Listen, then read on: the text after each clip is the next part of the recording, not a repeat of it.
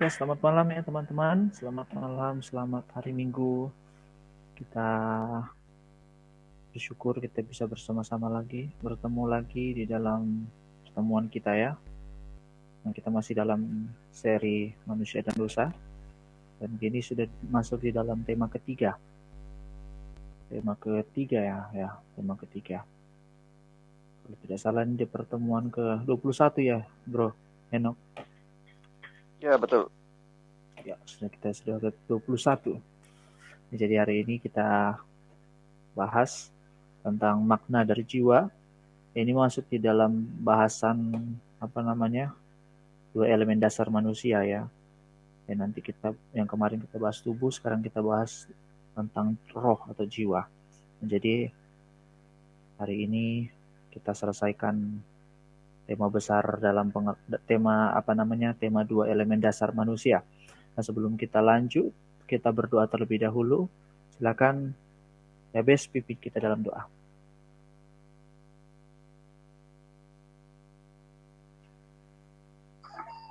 Mari kita satu hati dalam doa. Kita berdoa. Selamat malam Bapak, selamat malam Roh Kudus. Terima kasih Tuhan untuk hari ini. Terima kasih untuk kesempatan hari ini Tuhan. Tuhan boleh izinkan terjadi dalam kehidupan kami. Saat ini Tuhan kami akan memuji dan memuliakan nama Tuhan. Tuhan berkati setiap apa yang kami bahas sebentar. Tuhan boleh sesuai selaras dengan kehendak Tuhan dan kami bisa menjadi pelaku-pelaku firman dalam kehidupan kami Tuhan. Ini doain harapan kami serta kemohon ampun atas segala dosa kami.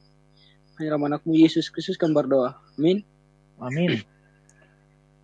Oke ya. Seperti biasa ya, saya share layar.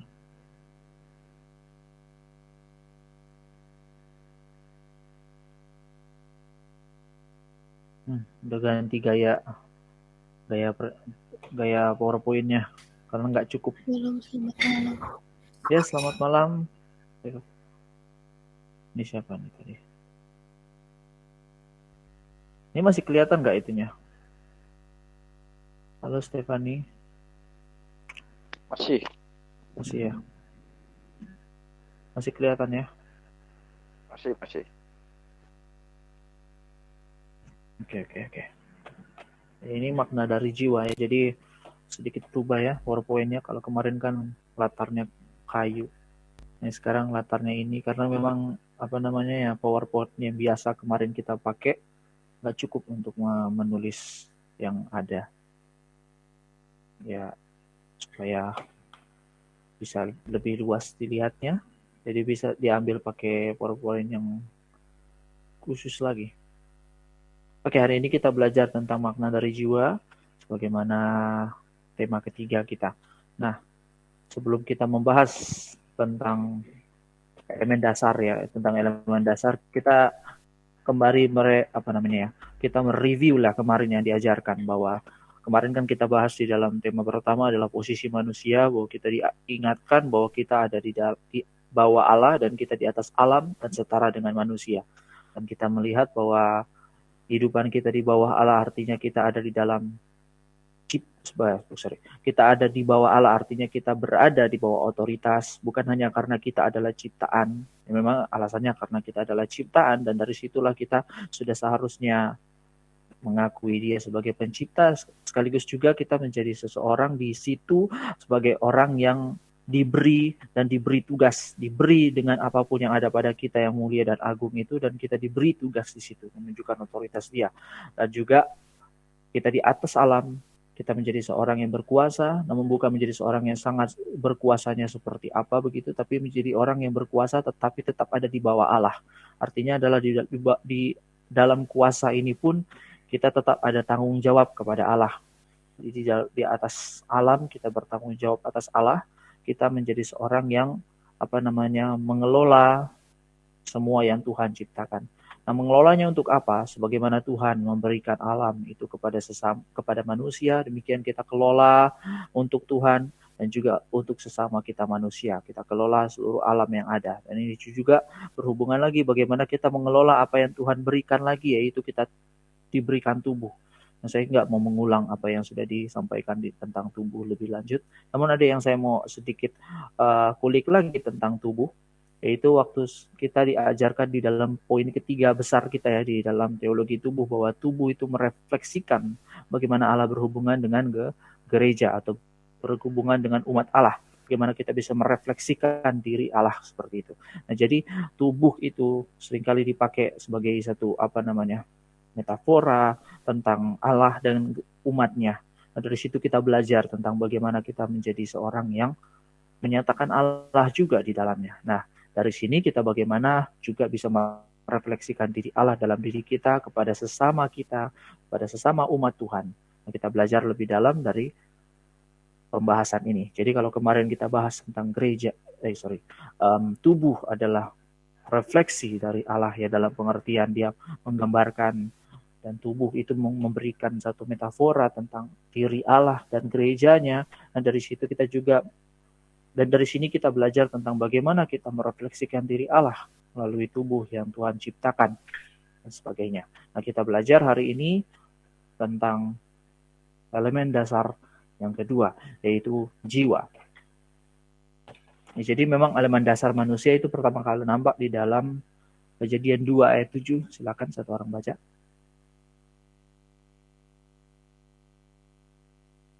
Jadi dalam doktrin manusia dan dosa ada satu pembahasan di dalamnya, yaitu pembahasan tentang manusia itu terdiri dari tubuh dan jiwa. Ada yang akan bilang tubuh dan jiwa dan roh, nanti kita lebih bahas di dalamnya. Namun saya mau mengatakan lebih awal, nah hal itu muncul, itu dikemukakan yang paling banyak juga dikutip, itu dari Kejadian 2 ayat 7. Silakan. Ketika itulah Tuhan Allah membentuk manusia itu dari debu tanah dan menghembuskan nafas hidup ke dalam hidungnya. Demikianlah manusia itu menjadi makhluk yang hidup. Nah, di situ dikatakan ya, itu dua elemen di situ. Jadi Tuhan membentuk manusia dari debu tanah dan menghembuskan nafas hidup ke dalam hidungnya. Memang kalau secara urutan ya kelihatannya tubuh lebih dulu dan jiwa diberikan kemudian. Memang ada pendapat juga, penafsiran yang saya cukup setuju, itu bersama-sama. Dari debu tanah dan Tuhan menghembuskan nafas hidup ke dalam hidungnya. Jadi secara urutan memang kelihatan tubuh dan jiwa itu ada tubuh dari debu tanah dan dari nafas hidup ke dalam hidungnya. Nafas kehidupan, demikianlah manusia menjadi makhluk yang hidup. Makhluk yang hidup yang seperti kita dapati yang ada sekarang pada kita ini. Nah, dari situlah muncul pembahasan tentang elemen dasar manusia. Namun setelah dibaca kemudian sampai kalau kita baca lebih tentang Alkitab, kita menemukan ada dua pandangan yang berbeda tentang elemen dasar manusia, yaitu yang kita sebut di sini dalam perdebatan trikotomi dan dikotomi. Jadi ada perdebatan antara manusia itu terdiri dari apa. Jadi manusia terdiri dari tubuh, jiwa, dan roh, atau tubuh dan jiwa saja. Nah, ini jadi perdebatan yang kita akan bahas di dalam sini, sekaligus juga akan, jadi saya bukan hanya sekedar mau memberitahu bahwa ada perdebatan ini, tapi di sana kita juga mempelajari tentang jiwa itu seperti apa yang Tuhan katakan di dalam Alkitab. Kita juga belajar tentang bagaimana kita merespon tentang pengenalan akan jiwa kita seperti itu. Nah, jadi kita bahas pertama dari awal, yaitu trikotomi. Nah, saya seperti biasa saya sudah ajukan ayat-ayat yang sudah ada nanti supaya teman-teman ketika dibaca, suruh baca atau diminta untuk dibaca, teman-teman sudah siap ya ayat-ayatnya ya. Jadi trikotomi. Trikotomi itu apa sih? Nah, trikotomi percaya bahwa orang yang memegang trikotomi itu percaya bahwa trikotomi percaya bahwa manusia itu terdiri dari tubuh dan jiwa dan roh. Jadi ada 3 unsur yang berbeda, 3 elemen yang berbeda. Jadi trikotomi percaya bahwa manusia itu bukan tubuh dan jiwa. Jiwa dan roh itu 2 hal yang berbeda. Nah, argumen pertama itu muncul ketika mereka mengemukakan ayat berikut. Silakan satu orang baca. Semoga Allah damai sejahtera menguduskan kamu seluruhnya, dan semoga roh, jiwa, dan tubuhmu terpelihara sempurna dengan tak bercacat pada kedatangan Yesus Kristus Tuhan kita. Nah, itu salah satu bagian yang dikemukakan dari 1 Tesalonika 5:23, itu mereka ambil salah satu ayatnya untuk menunjukkan ini loh, buktinya bahwa manusia itu terdiri dari tubuh dan jiwa dan roh. Nah, kemudian mereka juga pakai Ibrani 4 ayat 12, silakan.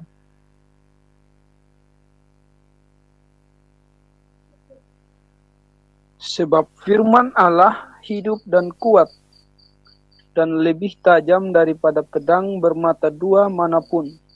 Ia menusuk amat dalam sampai memisahkan jiwa dan roh, sendi-sendi dan sumsum. Ia sanggup membedakan pertimbangan dan pemikiran hati kita. Nah, dari situ 2 ayat ini yang paling banyak dipakai. Ada juga memang beberapa ayat yang lain yang dipakai juga. Yang nanti juga jadi argumen kedua mereka. Ya, yang mereka memberi jawab apa itu jiwa, apa itu roh. Jadi mereka mengklasifikasikan jiwa dan roh itu apa. Jiwa apa, roh itu apa. Jadi ada perbedaan katanya di situ. Mereka ada ayat-ayatnya tertentu. Nah, ketika kita menghadapi keadaan ini nih contohnya. Kita kira-kira pasti kalau kita lihat, oh iya ini ada ayatnya. Namun sebenarnya ini bisa disanggah. Jadi saya mau menekankan di sini adalah bahwa manusia itu terdiri dari tubuh dan jiwa. Namun ada orang yang berpandangan bahwa manusia terdiri dari tubuh, jiwa, dan roh.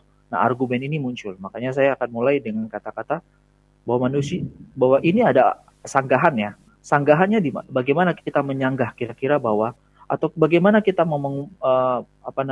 menjawab atau menanggapi bahwa ini salah.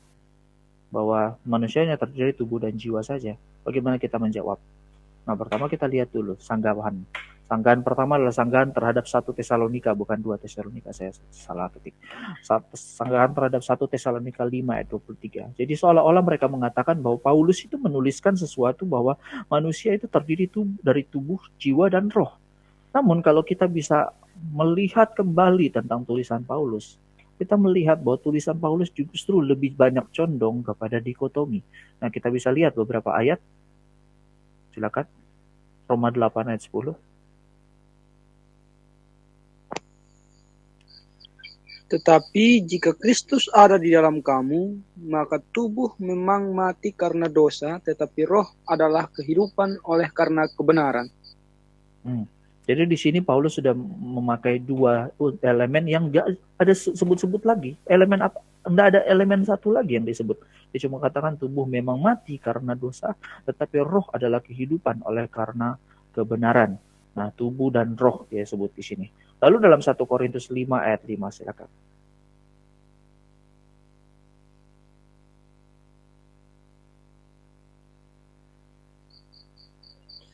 Orang itu harus kita serahkan dalam nama Tuhan Yesus kepada iblis, sehingga binasa tubuhnya agar rohnya diselamatkan pada hari Tuhan.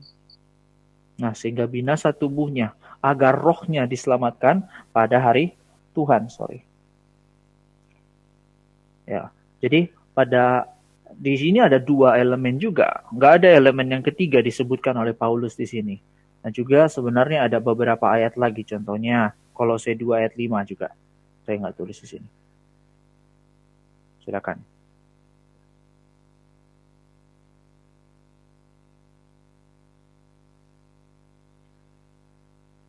Sebab meskipun aku sendiri tidak di antara kamu, tetapi dalam roh aku bersama-sama dengan kamu, dan aku melihat dengan sukacita tertib hidupmu dan keteguhan imanmu dalam Kristus. Nah, di situ juga satu lagi ya. Paulus nggak menulis apa-apa tentang elemen ketiga. Jadi kalau kita lihat ya, kalau kita bahas, ini agak unik.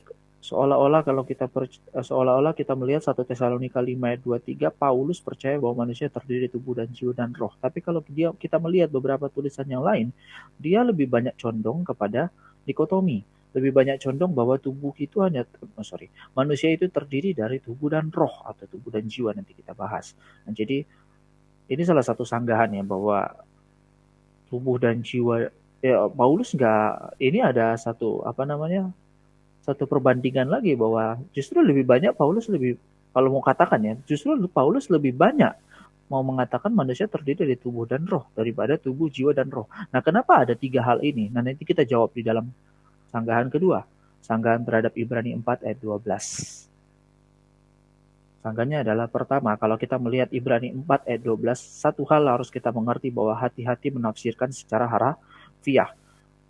Hati-hati menafsirkan Alkitab itu secara harafiah. Tidak semua apa yang dikatakan Alkitab itu kita bisa tafsir secara harafiah itu sendiri.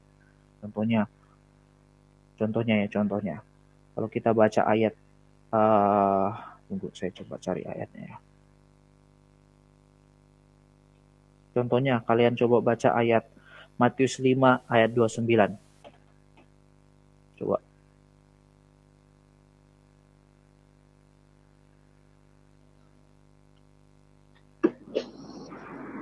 Maka, lanjut. Sorry. Silakan.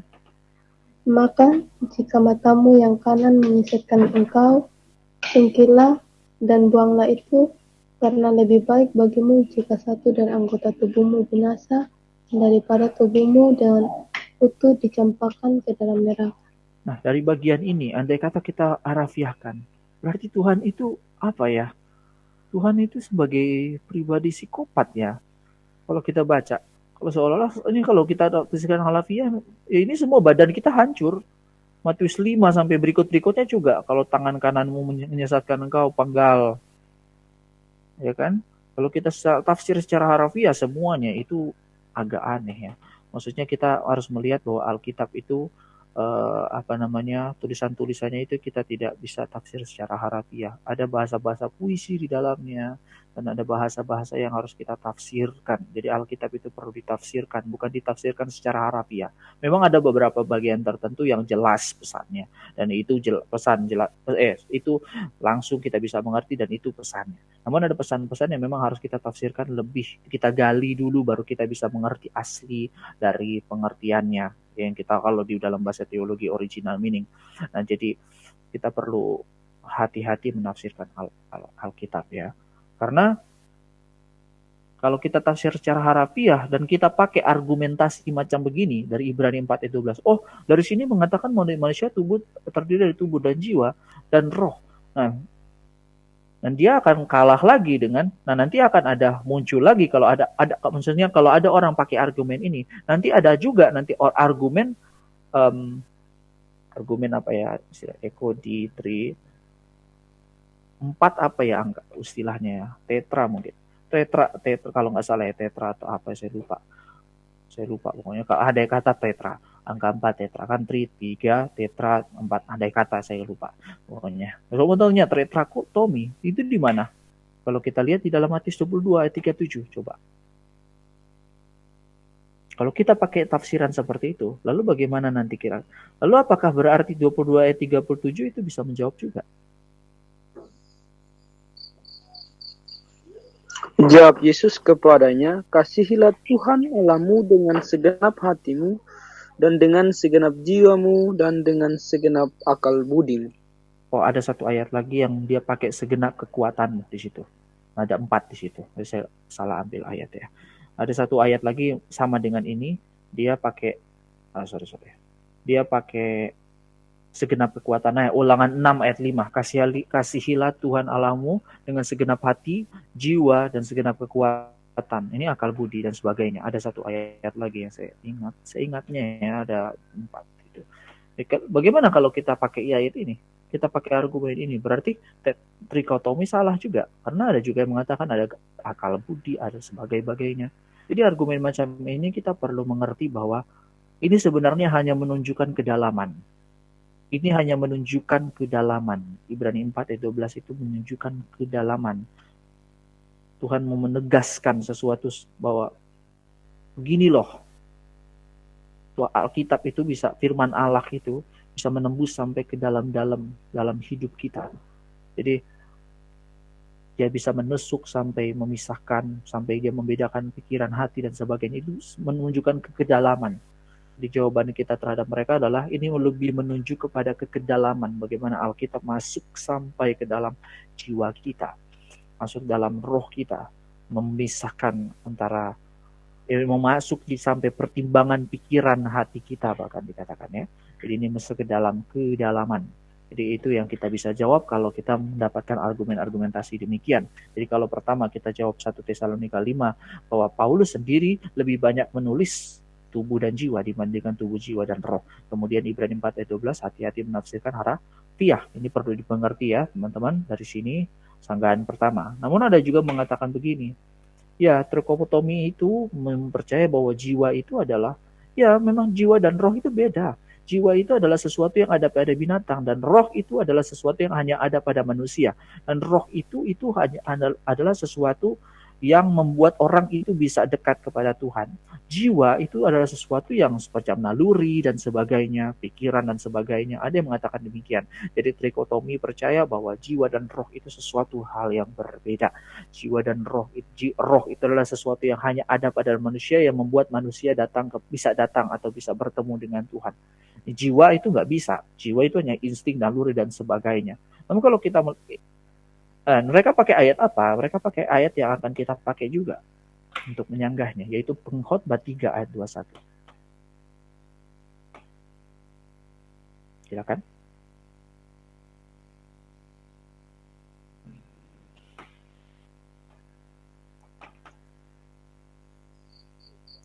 Siapakah yang mengetahui apakah napas manusia naik ke atas atau napas binatang turun ke bawah bumi?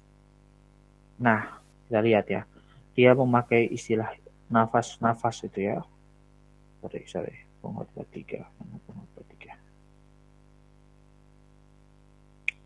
3. Sorry. Pengkhotbah Ecclesiastes. Pengkhotbah 3 ayat ke 21. Menarik di sini.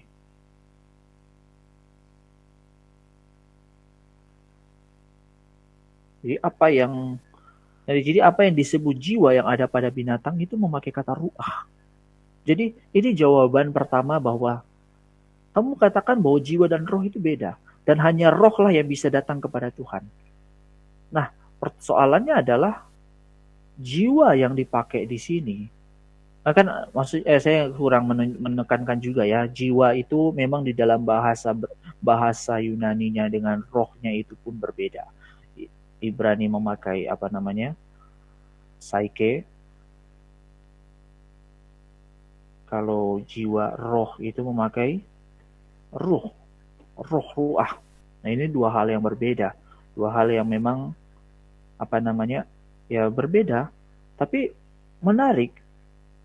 Kalau memang nyawa binatang itu disebut jiwa, kenapa Alkitab mengatakan itu roh? Dari bahasa aslinya sendiri. Dari bahasa aslinya sendiri dia memakai roh. Berarti jiwa yang ada pada binatang itu juga sama dengan roh. Baca lagi juga dalam Wahyu 3 ayat 16. Bisa ditangkap ya teman-teman. Maksudnya kan tadi mereka membedakan bahwa jiwa itu ada pada binatang, dan itulah yang itu menyamakan dengan manusia, dan roh itu hanya ada pada manusia, dan itulah yang membuat manusia datang kepada Tuhan. Itu bisa menghubungkan dengan Tuhan, dan nanti kita jawab itu. Namun kita mau jawab bahwa justru ya, apa yang disebut jiwa pada binatang, Alkitab katakan roh. Mereka kan pakai ayat ini juga untuk menunjukkan bahwa ini loh beda loh. Jiwa manusia naik ke atas, jiwa binatang turun ke bawah. Namun kalau kita lihat, jiwa di sini memakai kata yang sama dengan roh. Nah, ini menarik. Nah, Wahyu 3 ayat 16 juga.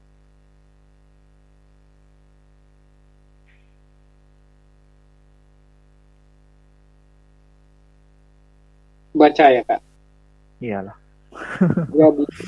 Jadi, karena engkau suam-suam kuku dan tidak dingin atau panas, aku akan memuntahkan engkau dari mulutku.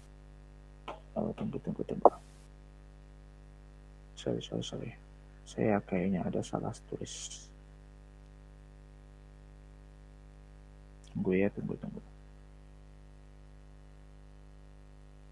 Beberapa soalnya saya ketik-ketik, tiba-tiba udah nggak fokus, lain lagi yang artinya.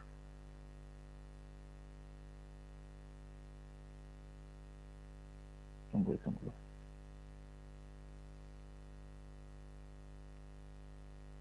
Wahyu 3 ayat 16 ya, ini dipakai ya. Jadi karena engkau suam-suam kuku dan tidak dingin, ini ada.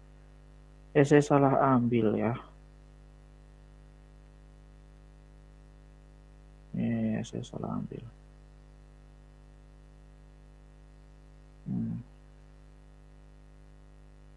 Ya, sorry, saya salah ambil. Kita lanjut aja deh. Ya, pokoknya di sini satu bagian ya, maksudnya saya mau menekankan bahwa ini saya salah ketik lagi. Nah, kebiasaan kemarin ini juga nih. Oke lah. Oke, jadi pengkhotbah 3 ayat 21 itu menunjukkan apa yang disebut jiwa yang ada pada binatang itu memakai kata ruah. Ya, ini satu. Jadi saya tulis ya, teman-teman, kadang-kadang tulis itu saya kumpul dulu. Jadi kumpul baru nanti saya salin. Ada beberapa salin langsung, oh ini bagian ini boleh masuk nih, saya masukin di sini. Tiba-tiba ada masanya ya salah ketik. Jadi ya sudahlah. Oke lah, saya minta maaf saya salah. Oke, di sini ya pokoknya yang saya tekankannya dari Pengkhotbah 3 ayat 21, apa yang disebut jiwa yang ada pada binatang itu memakai kata ruah. Dan juga jawaban kedua adalah di dalam Mazmur 42 ayat 6. Saya juga. Silakan. Mazmur 42 ayat 6 kan? Ya. Jiwaku tertekan dalam diriku, sebab itu aku teringat kepadamu dari tanah sungai Yordan dan pegunungan Hermon dari gunung Mizar. Itu ayat 7. Harusnya kalau di Alkitab asli ayat 6, mengapa engkau tertekan hai jiwaku dan gelisah di dalam diriku. Berharaplah kepada Allah, sebab aku akan bersyukur lagi kepadanya, penolongku dan Allahku. Ini Alkitab kalau di gadget suci kita ini beda ya. Ayat 6 dan ayat 7 agak beda. Nah, ayat 6 itu yang saya menekankan. Mengapa engkau tertekan hai jiwaku dan gelisah di dalam diriku dan berharaplah kepada Allah.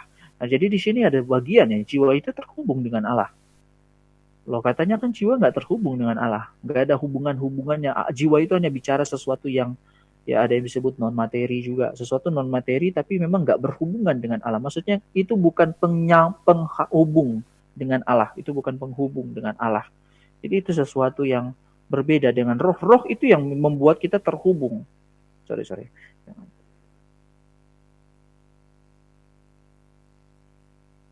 Jadi roh itu yang membuat penghubung. Tapi beda. Mazmur 42 ayat 6 mengatakan sesuatu yang berbeda.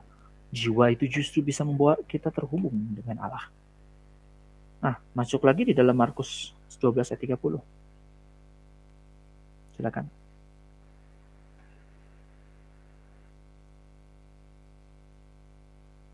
Kasihilah Tuhan Allahmu dengan segenap hatimu dan dengan segenap jiwamu dan dengan segenap akal budimu dan segenap kekuatanmu. Ya, di situ dikatakan segenap hati, segenap jiwa, dan segenap akal budi. Ini sebenarnya juga ayat yang dipakai bahwa Tuhan Yesus juga pakai segenap jiwa kok. Nggak pakai segenap roh. Nah, segenap jiwa, nggak ada segenap roh juga di situ. Nah, ini yang saya sebut 4 ya. Segenap hati, segenap jiwa, segenap akal, dan segenap kekuatan. Berarti manusia terdiri 4 elemen dong kalau begitu. Enggak kan, tentu. Ini bicara tentang kedalaman. Bahkan hati dan pikiran itu kan ada di dalam jiwa ya. Kalau kita bicara lebih dalam ya maksudnya ya, tubuh dan jiwa. Nah, nanti kita lebih dalam lagi dan dibahas. Nah, jadi akal budi juga itu ada di dalam hati dan jiwa. Hati dan pikiran itu ada di dalam jiwa. Nah, kasihlah Tuhan Allahmu dengan segenap hatimu.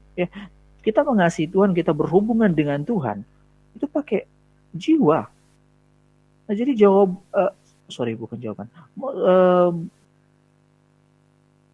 kalimat bahwa jiwa itu adalah sesuatu yang hanya ada pada binatang dan tidak berhubungan dengan Allah itu adalah sesuatu yang terlalu buru-buru.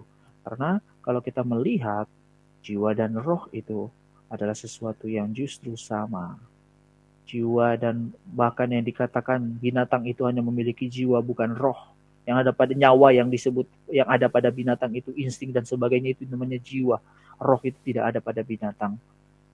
Ya, justru Alkitab mengatakan hal berbeda. Itu binatang pakai kata ruah, roh. Nafas memang, nafas, neves, bahasa Ibrani ya. Neves berruah dan sebagainya. Nah, bukti membuktikan bahwa jiwa itu terhubung, jiwa dan roh itu sama.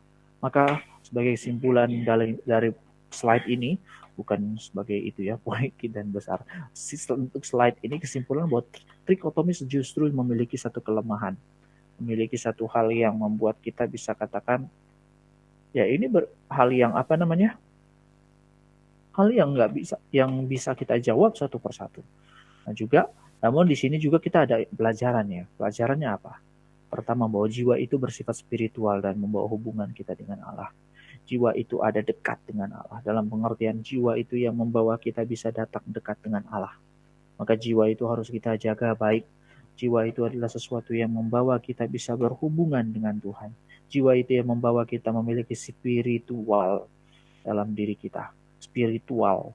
Makanya nanti kita lebih bahas ya nanti, tapi saya singgung sedikit di sini. Jiwa itu yang menjadikan aspek spiritual dalam manusia. Manusia terdiri dari, kalau kemarin kita bahas tubuh, membuat kita mengatakan manusia terdiri ada aspek jasmani, tapi juga ada aspek roh spiritual, aspek rohani. Nah, kedua-duanya sebenarnya nyatu di dalam diri manusia, tubuh dan jiwa nyatu.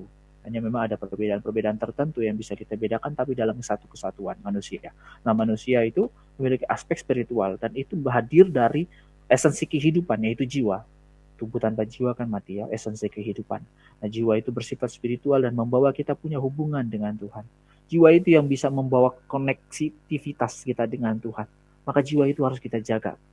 Karena jiwa itu yang membuat kita bisa berhadapan dengan Tuhan. Tuhan melihat jiwa kita loh.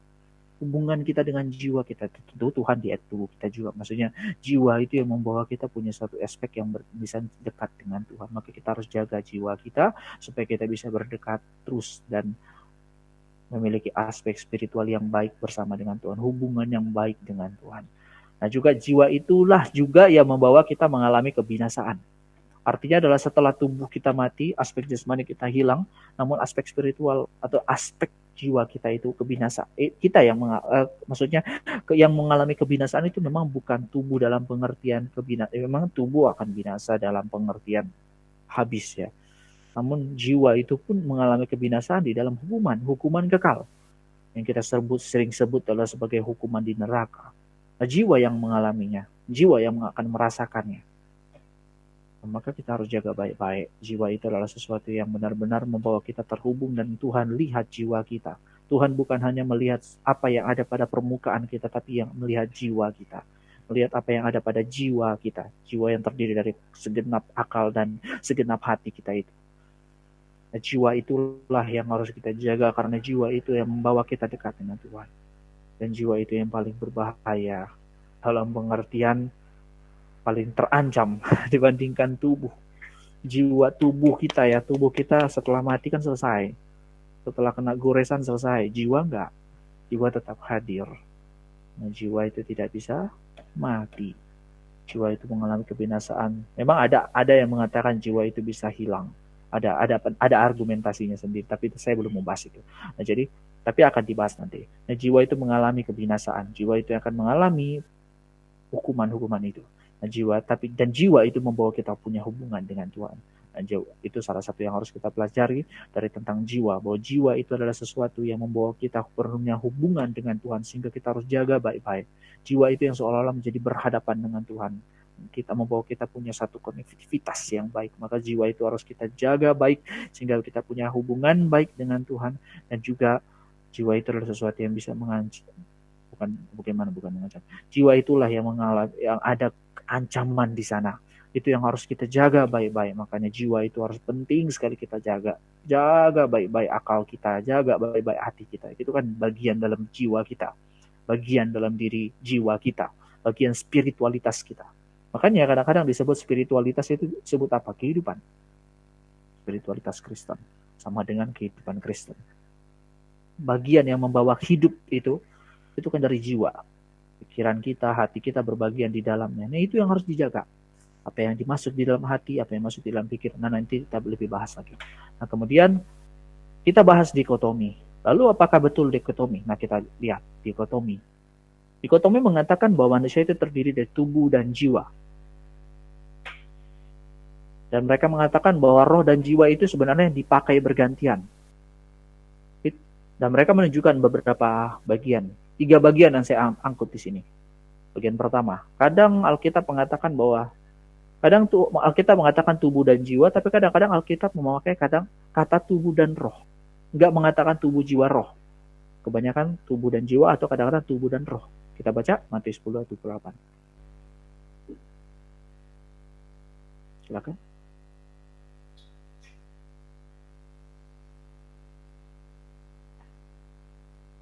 Dan janganlah kamu takut kepada mereka yang dapat membunuh tubuh, tetapi yang tidak berkuasa membunuh jiwa.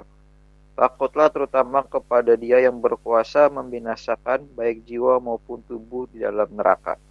Nah, ini salah satu bagian ya yang mau mengatakan bahwa jiwa itu bisa binasa, hilang maksudnya. Tapi beda lagi sebenarnya pengertiannya ya. Di Matius 10 ayat 28, jiwa memang binasa di dalam neraka. Jadi bukan binasa dalam pengertian hilang. Tapi ada juga argumen mengatakan jiwa itu bisa hilang karena memang jiwa itu tidak kekal. Ada yang mengatakan jiwa itu tidak immortal atau kekal, tidak abadi. Karena jiwa itu punya waktu. Ya nanti kita bahas di dalam asal usul jiwa. Tapi nanti kita bahas lah. Oke, kita lanjut. Ini kan tubuh dan jiwa. 1 Korintus 5 ayat 3 dan 5 coba.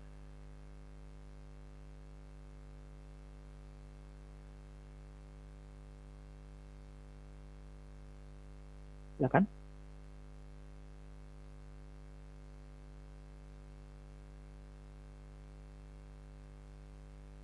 Halo. Sebab aku sekalipun secara badani tidak hadir, tetapi secara rohani hadir, aku sama seperti aku hadir, telah menjatuhkan hukuman atas dia yang telah melakukan hal yang semacam itu. Badani, rohani, tubuh dan roh ada di sana. Tetapi tidak dikatakan jiwa. Tapi bukan berarti tubuh manusia bukan terdiri tubuh dan jiwa. Jadi ada pergantian di sini. Tuhan Alkitab memakai pergantian di sini antara tubuh dan jiwa, ada juga tubuh dan roh. Namun bagian kedua yaitu selain itu Alkitab juga menyatakan bahwa kadang mati, yang disebut mati itu disebut sebagai penyerahan jiwa, tapi ada waktu juga disebut penyerahan roh. Buktinya di mana? Silakan 1 Raja-Raja 17 ayat 21.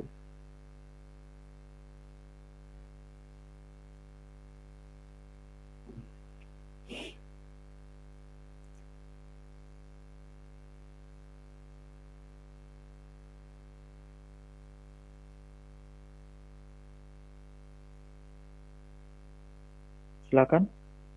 1 Raja-Raja 17:21.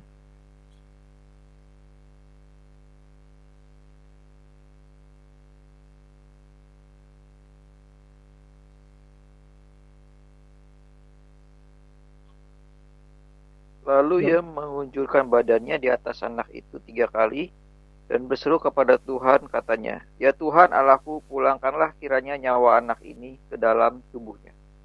Nah, di sini ya, lalu yang mengunjukkan nyawa di sini dipakai dengan kata jiwa. Lalu Lukas 8:25.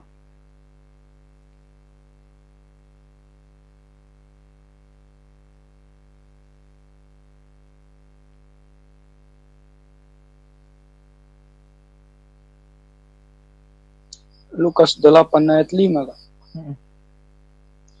Adalah seorang penabur keluar untuk menabur benihnya. Pada waktu ia menabur, sebagian benih itu jatuh di pinggir jalan, lalu diinjak orang dan burung-burung di udara memakannya sampai habis.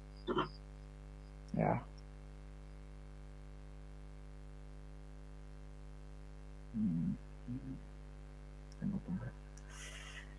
Oke, di sini ya dikatakan maka takutlah mereka dan heran, lalu berkata seorang kepada yang lain, yaitu pada angin dan air. Nah ini lagi nih, saya kok beberapa kali salah ketik ya.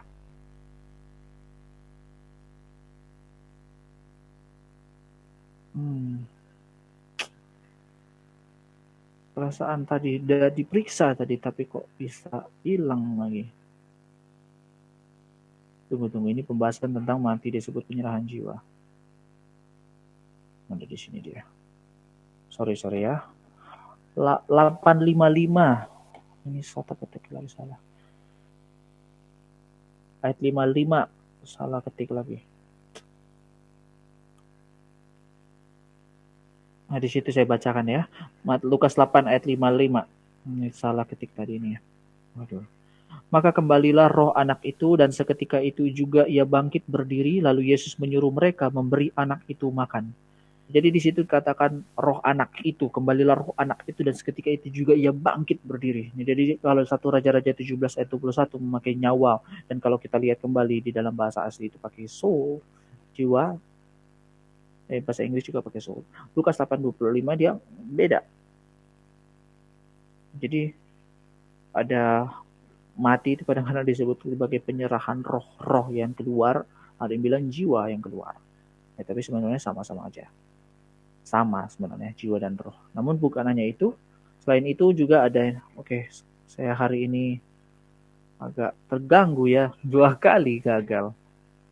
Jarang-jarang ini, kemarin cuma satu aja. Oke deh, ini juga ketika ini. Orang mati disebut jiwa-jiwa dan kadang-kadang orang-orang juga roh-roh juga kadang-kadang. Nah, ini juga nih salah ketik. Oke, ini saya bacakan aja di sini. Orang-orang mati disebut jiwa-jiwa, Wahyu 6 ayat 9. Silakan. Ini salah. Wahyu 6 ayat 9.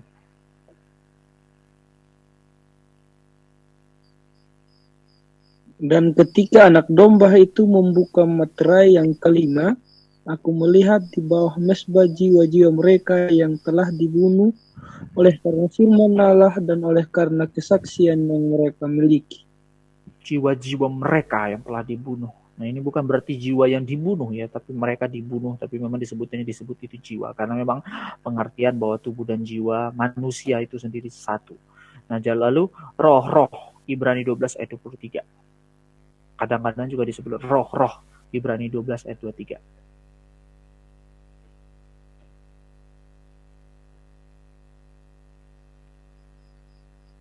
Dan kepada jemaat anak-anak sulung yang namanya terdaftar di sorga, dan kepada Allah yang menghakimi semua orang, dan kepada roh-roh orang yang benar yang telah menjadi sempurna. Nah, pada roh-roh orang yang benar yang telah menjadi sempurna. Jadi ini ada pergantian-pergantian ya, pergantian yang deskripsinya dari subjek yang sama. Mati itu subjeknya kan mati. Jadi mati itu disebut penyerahan jiwa, ada yang disebut sebagai penyerahan roh. Orang mati juga disebut jiwa-jiwa, ada kadang-kadang disebut roh-roh. Jadi ada pergantian ya antara roh, jiwa atau roh. Jadi ini dikotomi percaya dengan demikian karena Alkitab mengatakan begitu.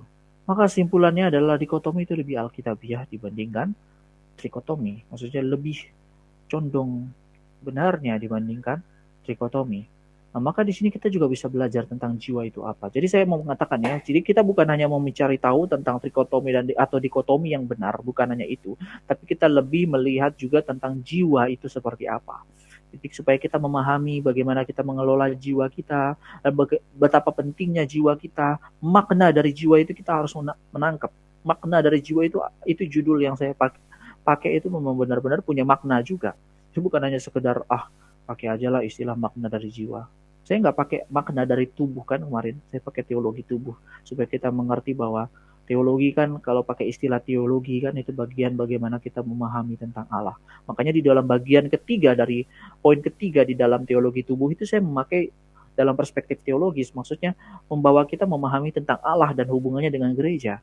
Jadi di situ saya memakai istilah-istilah itu bukan istilah-istilah yang sembarangan juga, maksudnya bukan sembarangan gimana ya, maksudnya istilah-istilah yang memang pas untuk arti dari materi-materi yang saya mau bawakan.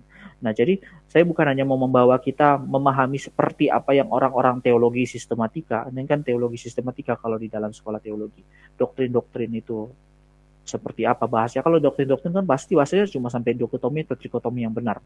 Terus asal-usul jiwa itu seperti apa. Tapi saya mau lebih kepada hal-hal lebih praktis atau aplikatif buat kita, bagaimana kita memahaminya untuk kita, begitu kan.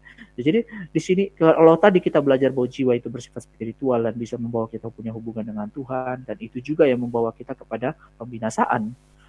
Dan tapi di sini kita belajar bahwa manusia itu terdiri dari tubuh dan jiwa, dan keduanya dalam satu kesatuan. Itu perlu dimengerti ya, satu kesatuan.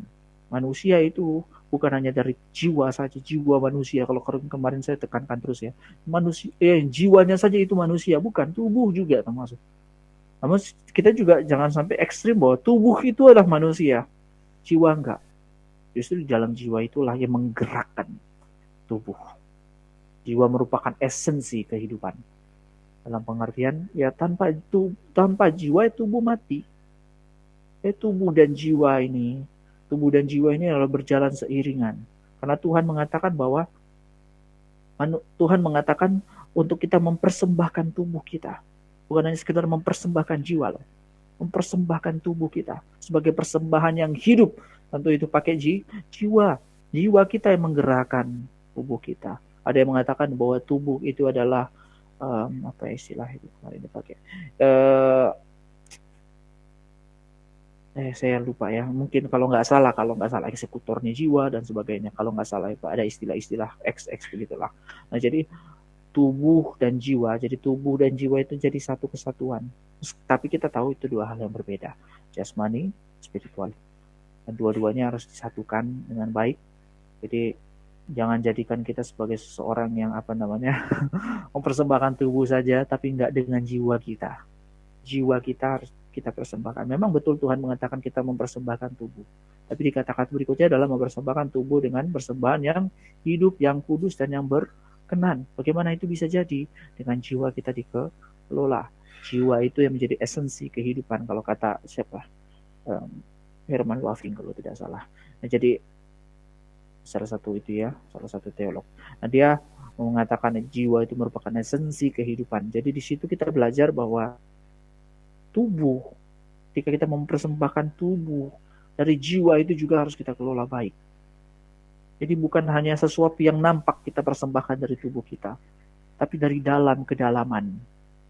kedalaman diri kita persembahkan. Artinya persembahan itu bukan hanya dari yang di luar saja, kita tunjukkan pelayanan kita dari luar saja, tapi dari dalam jiwa kita. Makanya dikatakan kasihlah Tuhan Allahmu dengan segenap hati, segenap jiwa, segenap akal, segenap kekuatan. Itu penting loh.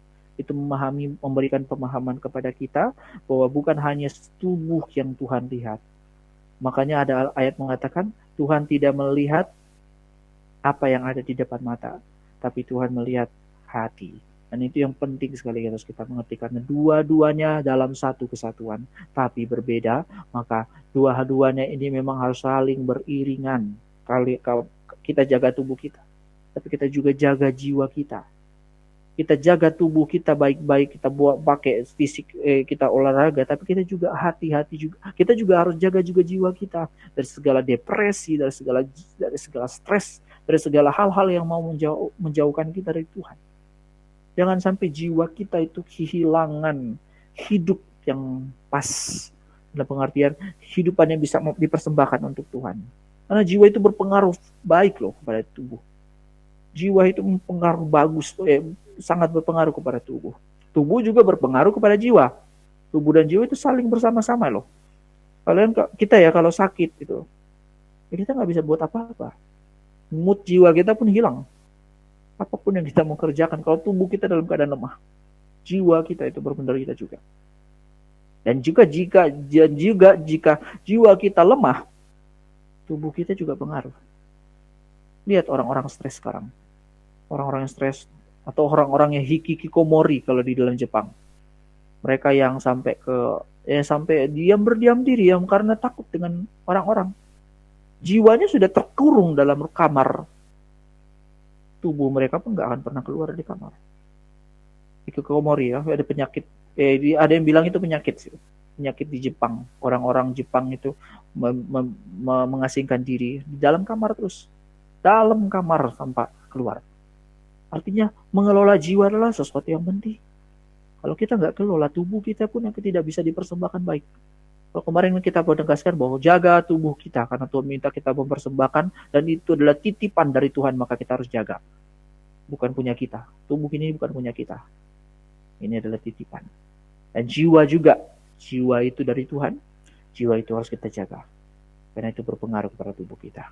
Nah ini bagian hal yang bisa kita belajar dari dikotomi-trikotomi. Tapi kita belajar juga bahwa jiwa itu ada asal-usulnya. Dan di sini kita akan lebih dalam lagi tentang jiwa itu seperti apa. Mengelolanya seperti apa yang harus diwaspadai. Nah kita melihat asal-usul jiwa itu ada 3. Banyak umumnya ada 3. Yaitu pra-eksistensialisme, tradusianisme dan kreasionisme. Ngomong-ngomong ini kelihatan nggak ya tulisannya ya?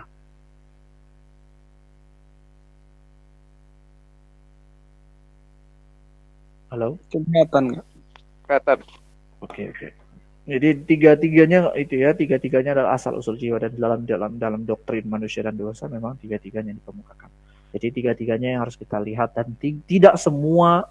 Saya mau mengatakan terlebih dahulu bahwa tiga-tiganya ini bukan berarti satu benar dan dua-duanya salah, tapi bukan berarti tiga-tiganya benar atau tiga-tiganya salah, bukan. Ada dua di antara tiga ini yang punya argumen yang kuat di sini. Jadi kita mau melihat bahwa tiga-tiganya ini memang asal usul. Ini pendapat orang umumnya. Nah, kita jawab dulu. Tiga-tiganya yang muncul, yang banyak dipercaya juga orang, tapi hanya dua di antaranya, tapi hanya satu yang paling benar. Tapi dua di antaranya itu punya, meskipun ada mengatakan si Herman Bavinck, kalau tidak salah ya Herman Bavinck atau siapa saya lupa, dia mengatakan bahwa ada satu orang mengatakan bahwa yang saya baca tiga-tiganya itu ada benarnya. Tapi dia mengatakan cuma dua-duanya yang benar. Dan umumnya cuma dua yang benar. Dua yang benar tapi satu yang paling benar. Bahkan bapak-bapak gereja yang diakui oleh para teolog-teolog, ya kalau saya sebut di sini teolog-teolog reform, yang meninggikan otoritas Alkitab, meninggikan firman Tuhan sebagai yang tertinggi, itu menegaskan bahwa ada dua di antara itu yang punya argumen yang cukup kuat. Meskipun satu di antara dua itu dia agak lemah dibandingkan satu di antaranya. Tapi yang satu juga punya kelemahan juga sebenarnya, tapi lebih alkitabiah aja. Nah, kita bahas. Pertama, pra-eksistensialisme. Dia mengatakan bahwa jiwa itu ada terlebih dahulu sebelum tubuh. Artinya adalah kalau kita melihat tubuh kita buruk, sesuatu yang buruk pada tubuh kita, itu adalah akibat jiwa. Apa yang terjadi sesuatu yang tidak baik pada tubuh kita, itu akibat jiwa kita sebelumnya telah jatuh dalam dosa.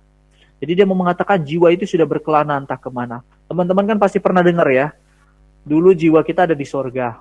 Terus nanti ada sekolah, pemberian hidung, pemberian mata, pemberian kepala. Itu teman-teman kalau pernah dengar kisah itu ada kemungkinan berasal dari sini juga. Pemahaman bahwa jiwa manusia itu sudah ada lebih dahulu dari tubuh. Jadi kita tinggal tunggu. Kalau itu juga pernah ada di film Baby Boss atau apalah ya.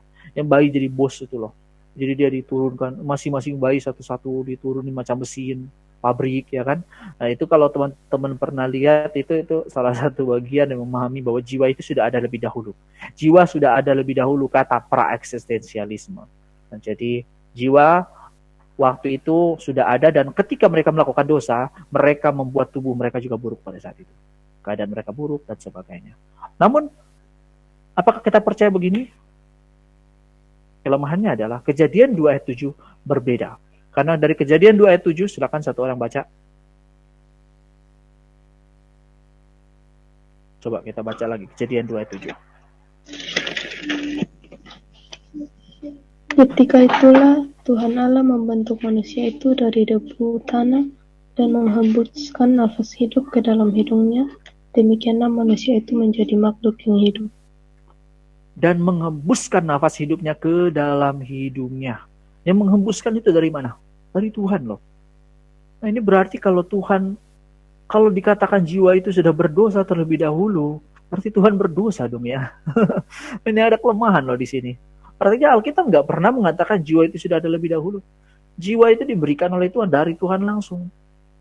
Jadi nggak mungkin lah itu jiwa itu sudah ada lebih dahulu. Jiwanya Adam sudah ada lebih dahulu, nggak ada itu begitu. Alkitab mengatakan hal yang berbeda. Tuhan yang memberikan jiwa itu. Jadi memang Tuhan langsung memberikan jiwa pada saat diciptakan. Jadi Tuhan menciptakan manusia dan jiwa diberikan. Bukan jiwa sudah ada lebih luntang-lantung nanti tinggal Tuhan panggil. Contohnya si Sam. Sam, sekarang waktumu lahir. Enggak begitu. Jadi jiwa yang menurut pra-eksistensialisme ini punya kelemahan yang besar. Karena Alkitab juga tidak pernah menunjukkan hal-hal yang bahkan hubungan yang bahkan mau memberikan clue-clue tentang pra-eksistensialisme pun enggak ada. Jadi kita tidak bisa percaya karena ini. Dan berarti jawabannya adalah dua di antara yang saya sebut itu adalah tradusianisme dan kreasionisme. Tradusianisme itu apa? Tradusianisme itu apa? Mereka percaya bahwa jiwa itu berasal dari orang tua. Jadi Tuhan itu ketika menciptakan Adam itu memang sudah Tuhan menciptakan Adam dan Tuhan memberikan jiwa langsung dari Tuhan. Nah, setelah itu Hawa dan berikutnya itu jiwa yang didapatkan itu dapat dari mana? Ya dia dapat dari tubuhnya Adam.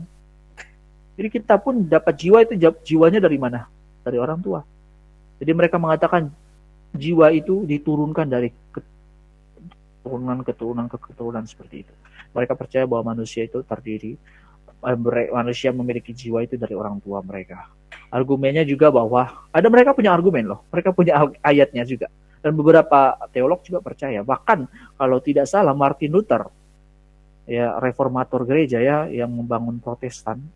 Sekarang kita gereja-gereja Protestan paling banyak ya, bukan Katolik. Nah dia mulai percaya, dia percaya loh tradusianisme. Nah, mengatakan bahwa setelah Adam nggak pernah dikatakan Hawa itu diberi nafas kehidupan dari Allah. Tapi dia cuma dikatakan diambil tulang rusuknya dari Adam, habis itu selesai.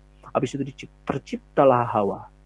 Nah di situ dikatakan bahwa itu loh, nggak ada tuh namanya jiwa.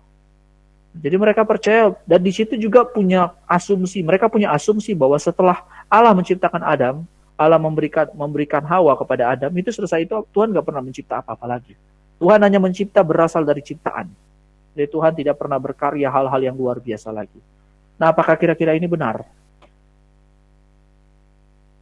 Kita punya tanggapan. Memang di sini saya katakan dua diantaranya ada benarnya. Namun sebenarnya di antara tradisionisme ini sebenarnya adalah yang saya katakan satu di antara duanya itu punya kelemahan yang besar. Pertama, Allah tidak dikatakan tidak berkarya lagi. Justru dia tetap berkarya dalam sepanjang Alkitab. Dalam dengan hal-hal yang tidak bisa dibuat oleh manusia. Kalau kita baca sepanjang Alkitab, tidak ada dikatakan Allah itu langsung, tidak dikatakan seperti apa seperti apa yang orang-orang percaya bahwa Allah setelah mencipta itu selesai, pada hari ke-7 selesai, habis itu Tuhan biarkan. Enggak ada kata-kata itu. Justru Allah tetap berkarya, bahkan sampai hari ini, sampai detik ini pun Tuhan tetap berkarya. Tuhan tetap berkarya di dalam sepanjang Alkitab. Tuhan bahkan berkarya dalam hal-hal yang tidak bisa kita buat oleh manusia. Hal-hal apa yang tidak bisa dibuat oleh manusia? Pertobatan datang kepada Tuhan, bisa dibuat oleh manusia. Itu salah satu mujizat. Banyak hal lagi. Laut terbelah jadi dua, itu nggak bisa dibuat oleh manusia. Artinya tidak semua Allah mengatakan, tidak semua hal-hal yang tidak dikatakan itu bukan berarti Tuhan tidak melakukannya. Ada Tuhan melakukannya, hanya Tuhan memang tidak bicara. Malaikat nggak diceritakan tentang penciptaannya. Nggak pernah. Coba baca sepanjang Alkitab. Nggak pernah dikatakan. Nggak ada gambaran-gambaran tentang Tuhan menciptakan malaikat, nggak ada. Tapi tiba-tiba ada tokoh karakter nama malaikat. Kita baca. Dan juga menjawab argumen bahwa Allah selesai itu cuma mencipta melalui itu ya bahan-bahan. Memang ada benar ya Tuhan mencipta itu ada rangka 3 menurut Herman Bavinck. Dari tadi Herman Bavinck terus ya, karena memang salah satu teolog yang saya pakai ya. Tapi bukannya dia aja yang saya baca ya teman-teman, ada juga Louis Perkov, ada juga beberapa teolog yang lain. Jadi ini beberapa hal-hal ini sebenarnya sudah ada tulisan-tulisan yang saya salin, sekaligus juga saya merenungkan, sekaligus juga saya saring juga yang mana yang mau dibahas. Supaya saya nggak membahas keseluruhan dari apa yang mereka katakan. Ada beberapa bagian-bagian dari asal-usul jiwa yang saya nggak keluarkan, karena memang ini nggak terlalu masuk ke dalam bagian kita ya. Nah, jadi Allah tetap berkarya. Allah sudah selesai mencipta, dia tetap berkarya. Selesai mencipta pada hari ke-6, hari ke-7 dia beristirahat, bukan berarti dia selesai tidak berkarya. Justru istilah dia beristirahat, dia tinggal menopang. Ada yang mengatakan hari ke-7 itu Tuhan menopang, dan Tuhan masih tetap berkarya. Hari Sabat. Itu penting ya. Jadi, itu nanti kita lebih lanjut lagi ya tentang hal itu. Nah, jadi Allah tetap berkarya dalam sepanjang Alkitab, dan juga kita jawab bahwa, dan juga kita bisa punya alasan lagi bahwa ini salah, ini lemah karena kita percaya bahwa jiwa itu tidak dapat dibagi-bagi.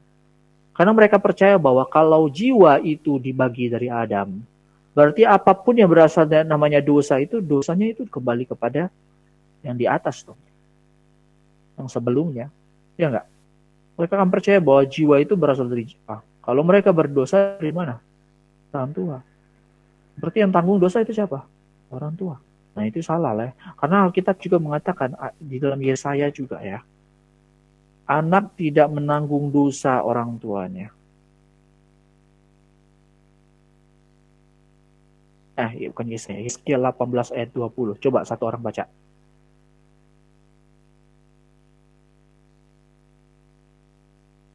Yesaya 18 ayat 20.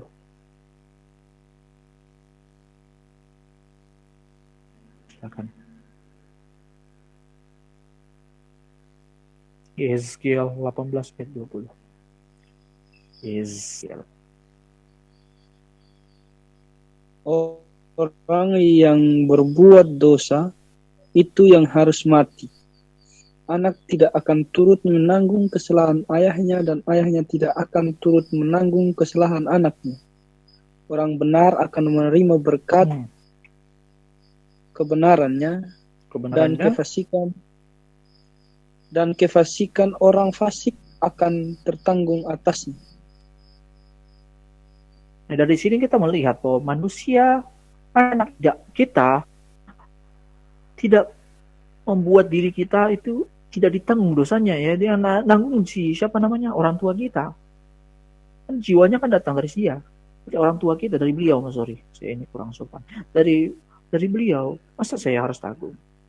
Jadi kita tidak percaya ya bahwa jiwa itu dapat dibagi-bagi. Tapi di dalam poin ini ada benarnya di sisi lain. Di dalam poin, dalam pengertian Adam kita sebagai manusia ini, kita kan nah, Adam karena berdosa, perwakilan dia mewakili manusia, itu membuat kita akhirnya menjadi orang berdosa.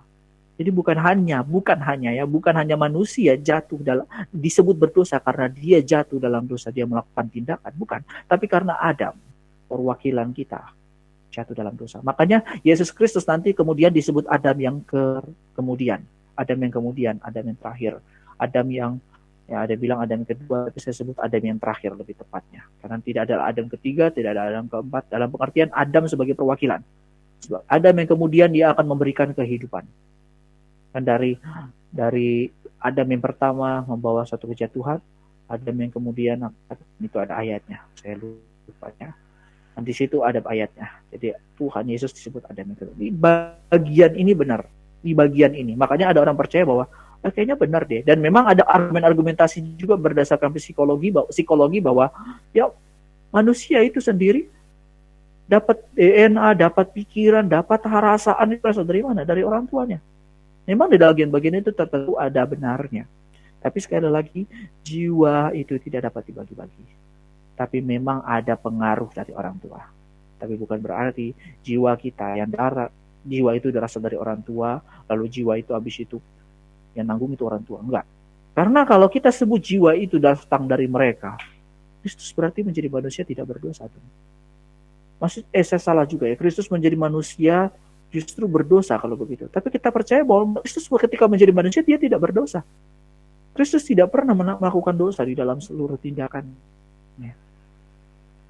Tuhan Yesus memang benar menanggung dosa, tapi menanggung hukuman dosa. Maksud bukan menanggung. Ya, jadi dia menanggung hukuman dosa kita, tapi dia tidak berdosa. Nah nanti saya sudah mau infokan ya, saya sudah tetapkan bahwa nanti di dalam bulan April, setelah pembahasan kovenan Allah kan pembahasan doktrin manusia dan dosa, dan juga ada astrologi dan sebagainya. Ya, jadi setelah doktrin manusia dan dosa kita bahas doktrin Kristus. Jadi kita akan lebih dalam tentang bagaimana kita memahami Kristus. Doktrin Kristus itu seperti apa. Nah kita di sini saya mau tekankan juga, singgung bahwa Kristus itu ketika menjadi manusia dia tidak berdosa sama sekali dan tidak mungkin berdosa karena dia akan menjadi korban. Dia menjadi korban yang diminta Tuhan untuk menebus salah itu tidak mungkin tidak boleh bercacat. Tuhan Yesus menjadi manusia tidak bercacat. Sehingga kita katakan Kristus ketika menjadi manusia dia tidak berdosa. Masa iya dan dia berdosa? Enggak. Kalau dia berdosa dia tidak, Kristus tidak mungkin bisa menebus kita.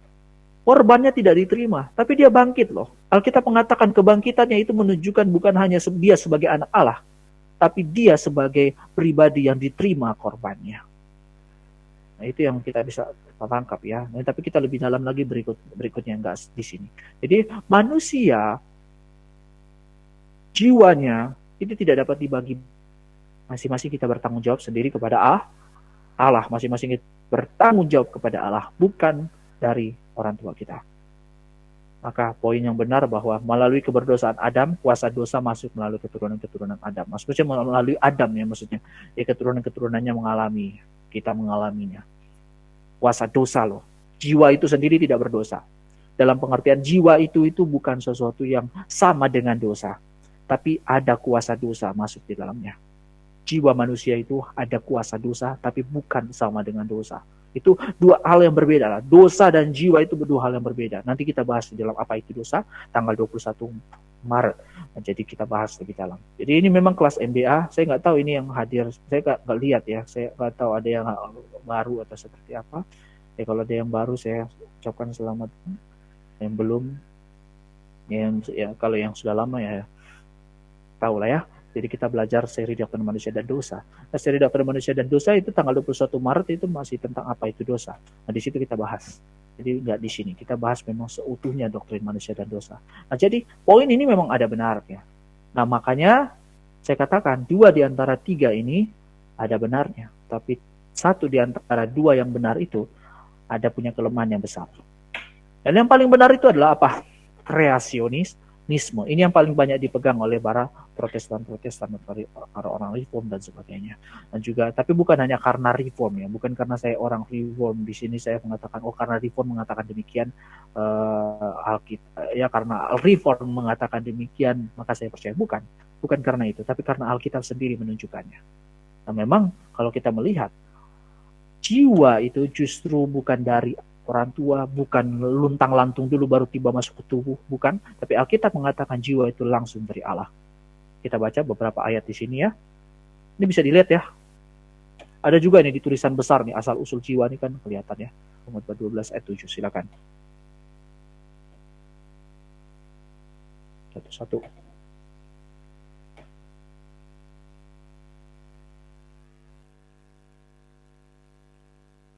Silakan.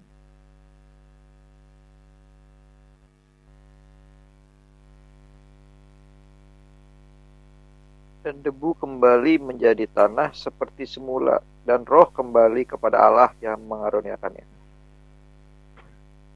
Roh kembali kepada Allah yang mengaruniakannya.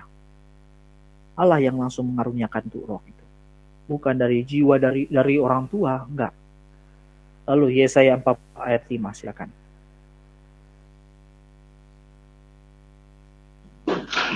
Beginilah firman Allah, Tuhan yang menciptakan langit dan membentangkannya, yang menghamparkan bumi dengan segala yang tumbuh di atasnya, yang memberikan nafas kepada umat manusia yang mendudukinya, dan nyawa kepada mereka yang hidup di atasnya. Oke, di situ ya. Jadi di situ dikatakan nafas kepada umat manusia yang mendudukinya dan nyawa kepada mereka. Jadi nafas kepada, yang memberikan nafas kepada. Gitu. Yang memberikan artinya Tuhan yang memberikan loh. Bukan dari jiwa. Jadi kita tidak percaya bahwa setelah Tuhan menciptakan Adam selesai itu tidak ada lagi ciptaan-ciptaan jiwa. Enggak ada. Bukan, tidak ada demikian. Jadi kita mengerti konsep bahwa Adam, dari keturunan Adam itu berdosa, sampai kepada keturunan Adam berdosa, itu bicara perwakilan ya, bicara perwakilan. Tapi dalam tindakan-tindakan juga pasti akan muncul. Kita berdosa karena kita melakukan tindakan-tindakan dosa. Makanya juga, tapi kita juga percaya bahwa kita berdosa karena perwakilan kita manusia Adam itu berdosa juga. Makanya kita percaya bahwa kita perlu penebusan Kristus. Kenapa? Ini jawabannya. Jawabannya adalah karena jiwa kita, karena kita sendiri adalah keturunan-keturunan Adam, dan karena Adam sebagai perwakilan kita berdosa, bersalah. Jadi kita makanya berdosa, nanti lebih dalam lagi di sana. Jadi itu unsur perwakilan. Makanya kita perlu Adam yang kemudian datang sebagai Mesias untuk menebus dosa kita. Kalau dia tidak hadir, kita ya sebagai keturunan Adam semuanya nggak ada diterima oleh Tuhan, nggak ada penebusan. Jadi itu juga salah satu bagian dalam pembahasan Kristus ya.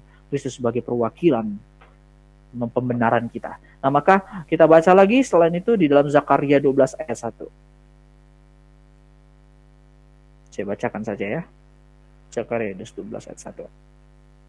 Firman Tuhan, ucapan ilahi firman Tuhan tentang Israel. Demikianlah firman Tuhan yang membentangkan langit dan yang meletakkan dasar bumi dan yang menciptakan roh dalam diri manusia. Ini jelas loh. Menciptakan roh dalam diri manusia. Jadi bukan roh itu dari mana terus tiba-tiba ayo ya waktunya gitu. Enggak. Tuhan tidak, Alkitab tidak mengatakan demikian. Tuhan menciptakan roh di dalam diri manusia. Setiap manusia berarti Tuhan ciptakan rohnya masing-masing. Nah, jadi Ibrani 12 ayat 9 juga. Sebenarnya kita beroleh pengajaran dan mereka kita hormati. Kalau demikian, bukankah kita harus lebih taat kepada Bapa segala roh? Jadi ini salah satu bagian ya, harus kita tekankan baik-baik ya, bahwa jiwa dan roh itu sama dan juga itu berasal dari Tuhan. Nah, ini makanya saya katakan ini lebih alkitabiah. Jadi ingat baik-baik ya teman-teman. Jiwa itu bukan sudah ada lebih dulu dari tubuh, tapi itu langsung diciptakan oleh Tuhan. Jiwa itu bukan bagian dari orang tua, dalam pengertian dari keturunan per keturunan dulu, bukan, tapi langsung diciptakan Tuhan. Nah, itu jelas di dalam Alkitab langsung mengatakan. Bahkan Zakaria 12 ayat 1 lebih jelas. Nah, maka dari ketiganya kita belajar. Bahwa satu, jiwa itu membentuk aspek spiritual dari Tuhan karena jiwa itu berasal dari Tuhan. Makanya ya kadang-kadang ada satu penulis juga mengatakan, makanya tidak heran apa yang disebut manusia disebut apa artinya manusia sebagai gambar dan rupa Allah? Salah satunya adalah bagian dari jiwa itu sendiri. Manusia itu punya jiwa. Jiwa itu memiliki satu hal yang ada pada Allah. Yang dimana kita sebut di dalam doktrin Alkitab, doktrin Allah maksudnya, itu atribut-atribut Allah. Manusia memiliki aspek-aspek diri, kepribadian hidup dari Allah. Apa yang mulia, apa yang agung, saya terus tekankan dari awal pembahasan tema pertama ya. Apa yang agung, apa yang mulia itu berasal dari Allah. Jiwa itu dari Allah. Apa yang membentuk aspek spiritualitas kita itu berasal dari Allah. Dari Tuhan sendiri. Tuhan yang memberikan kita jiwa. Tuhan memberikan aspek spiritualitas dalam hidup kita. Aspek spiritualitas itu Tuhan berikan dalam hidup manusia. Maka ketika kita menyebut diri kita manusia, sudah seharusnya kita menghormati diri kita dengan menghormati Tuhan dengan cara apa? Menghormati dengan menjaga. Menjaga dengan cara menjaga apa? Menjaga yang Tuhan berikan, yaitu jiwa kita termasuk di dalamnya. Bukan hanya alam loh, tapi jiwa kita. Jadi kita sebagai seorang manusia, sebagai orang percaya, jangan terlalu terlena dengan orang-orang yang percaya kepada alam. Dalam pengertian, manusia tidak penting. Jiwa kita tidak penting, alamlah yang paling penting.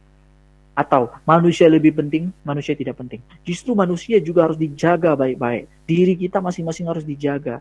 Karena kita mengatakan juga, ini salah satu bagian juga ya. Katakan kasihilah sesamamu manusia seperti dirimu sendiri. Bagaimana kalau kita tidak tahu mengasihi diri kita? Bagaimana kalau kita mengatakan diri kita mau mengasihi sesama manusia, kalau kita tidak bisa mengasihi diri kita sendiri? Dalam pengertian, bagaimana kita tahu kita bisa mengasihi sesama manusia kalau diri kita juga tidak bisa kita jaga? Bagaimana kita tahu? Nah, itu juga saya bahas di dalam LKA ya, Lilin Kerajaan Allah kemarin setiap hari Sabtu. Setiap hari Sabtu dalam bulan ini saya bahas tentang sang pelayanan ya, sang pelayan. Saya bahas begini, bahwa sang pelayan itu berada di dalam tubuh Kristus. Nah, mereka itu ada di sana untuk pembangunan tubuh Kristus. Nah, kalau ada mereka melayani itu supaya orang-orang bisa dibangun menjadi tubuh Kristus. Bagaimana dia bisa membangun orang menjadi tubuh Kristus kalau dia juga tidak bisa tahu bagaimana hidup sebagai tubuh Kristus. Nah, itu bagian pentingnya. Jadi jiwa itu membentuk aspek spiritual dari Tuhan. Nah, Tuhan yang memberikan jiwa itu sendiri. Nah, juga jiwa hanya dapat diisi oleh Allah supaya bisa utuh dan maksimal hidupnya. Artinya begini, karena jiwa itu berasal produknya dari Allah loh. Makanya kita tidak bisa mengatakan be yourself itu dengan sembarangan.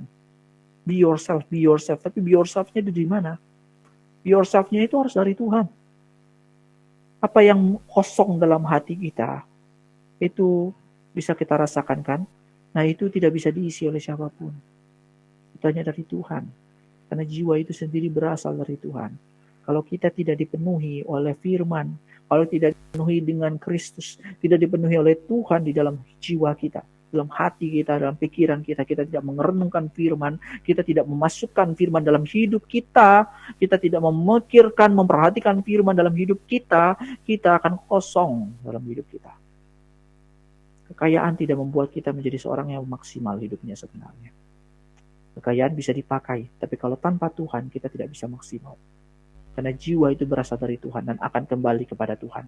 Nah bagaimana kita jaga? Nah itu perumpamaan uang mina teman-teman, itu berasal dari Allah. Tuhan memberikan sesuatu pada kita, maka kita harus jaga uang mina kita masing-masing. Makanya saya membentuk For God Ministry, selain juga mau membangun teman-teman supaya pakailah pelayanan, supaya teman-teman juga bisa merasakan hidup pelayanan, karena memang setiap orang harus melayani. For God Ministry sebagai wadahnya. Orang-orang MBA saya bangun supaya mereka, ayo kita melayani sama-sama. Di situ teman-teman nanti. Nah nanti selesai acara MBA ini ada pertemuan sedikit. Ya, kalau teman-teman juga mau ikut ya khususnya orang-orang yang For God Ministry ya. Juga orang MBA juga mau bisa, orang MBA juga yang lama kalau bisa hadir nanti ya selesai acara ini. Ya, kita bahas tentang pelayanan For God Ministry nanti. Ada satu pelayanan yang saya mau sharingkan kepada teman-teman. Saya rasa tergerak oleh Tuhan. Nah, jadi saya mau katakan bahwa jiwa itu hanya dapat diisi oleh Allah supaya bisa utuh. Karena jiwa itu dari Tuhan dan akan kembali kepada Tuhan. Kalau kita tidak penuh dengan Tuhan, ya kalau kita kembali kepada Tuhan bagaimana tanggung jawabnya? Seperti itu ya. Ketiga, jiwa itu harus dijaga pengaruhnya. Karena memang jiwa itu punya pengaruh dari orang tua, tapi bukan dari orang tua. Dalam pengertian begini, jiwa itu tidak bisa dibagi dari orang tua. Jiwa itu dari orang tua itu, maksudnya bukan dari orang tua, tapi jiwa itu tetap ada pengaruh dari orang tua. Karena pikiran dan hati ada di dalam jiwa. Nah, hati dan pikiran dua-duanya ini harus dijaga karena punya pengaruh dari orang tua. Nah, ini dua hal yang harus kita jaga. Makanya hati-hati dengan stres. Hati-hati karena jiwa ini meskipun itu kamu, itu dari Tuhan. Itu kan kembali kepada Tuhan. Jiwa ini, meski pikiran kamu, hati kamu, betul sih, ini kan diri saya. Karena sering orang mengatakan, ini kan diri saya, kenapa sih kamu harus lewat? Betul sih, betul. Tapi saya sangat, kalau tidak mau dengar firman Tuhan, karena diri saya, kenapa sih kamu harus atur-atur? Kalau kamu tidak ada Tuhan, itu masalah nanti. Masalahnya adalah kamu kan binasa. Makanya khotbah Pak Stephen Tong itu selalu jadi terngiang-ngiang. Ya. Kenapa harus binasa? Itu satu persuasif dalam diri kita. Jiwa itu kamu jaga baik-baik. Jangan sampai kamu dikuasai oleh hal-hal yang hancur, rusak. Dan juga saya mau mengatakan jiwa itu harus diisi oleh Kristus. Bukan oleh jiwa melankol, bukan oleh jiwa sanguinis, bukan oleh jiwa flekmatis, atau jiwa-jiwa MBTI. Saya sering belajar memang tentang teori-teori kepribadian, tapi saya belajar bahwa di dalam firman Tuhan juga bahwa orang Kristen, sang pelayan itu bukan seorang yang hidup melayani menjadi orang-orang baik-baik saja. Tujuan utama sang pelayan, orang-orang yang dipanggil untuk melayani itu bukan menjadi orang baik-baik dan bukan membangun orang-orang untuk menjadi orang baik-baik. Tapi sekali lagi, tapi bukan berarti saya mengatakan tidak boleh jadi orang baik-baik. Ini harus hati-hati didengar ya. Kristen, seorang pelayan, seorang hamba Tuhan, bahkan kita semua sebagai jemaat Tuhan, kita dibangun bukan menjadi seorang baik-baik, tapi lebih tepatnya kita menjadi seorang yang menjadi serupa dengan Kristus. Ini utuh ya. Dalam pengertian ya nggak berhenti di baik-baik kok. Saya bukan dipimpin Tuhan, bukan dipilih dan diselamatkan oleh Tuhan, ditebus untuk jadi orang baik-baik aja. Banyak orang-orang Kristen yang di luar Kristen, orang-orang baik-baik tapi tidak selamat. Tapi orang-orang yang dipilih dan diselamatkan, dia dikuduskan. Dan dia menjadi seorang yang serupa dengan Kristus. Nah, coba teman-teman baca ini tegas loh. Di dalam Efesus 1. Coba teman-teman satu orang baca. Efesus 1 ayat 4 dan 5. Saya mau menekankan satu hal kepada teman-teman. Siapa orang yang diselamatkan? Dan siapa yang melayani? Dan kemana dia melayani? Coba Efesus 1 ayat 4 dan 5.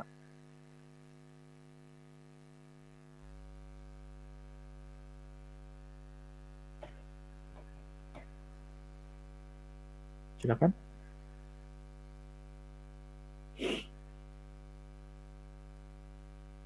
Efesus 1 ayat 4 dan 5 coba. Sebab di dalam Dia Allah telah memilih kita sebelum dunia dijadikan, supaya kita kudus dan tak bercacat di hadapan-Nya. Dalam kasih Ia telah menentukan kita dari semula oleh Yesus Kristus untuk menjadi anak-anak-Nya, sesuai dengan kerelaan kehendak-Nya.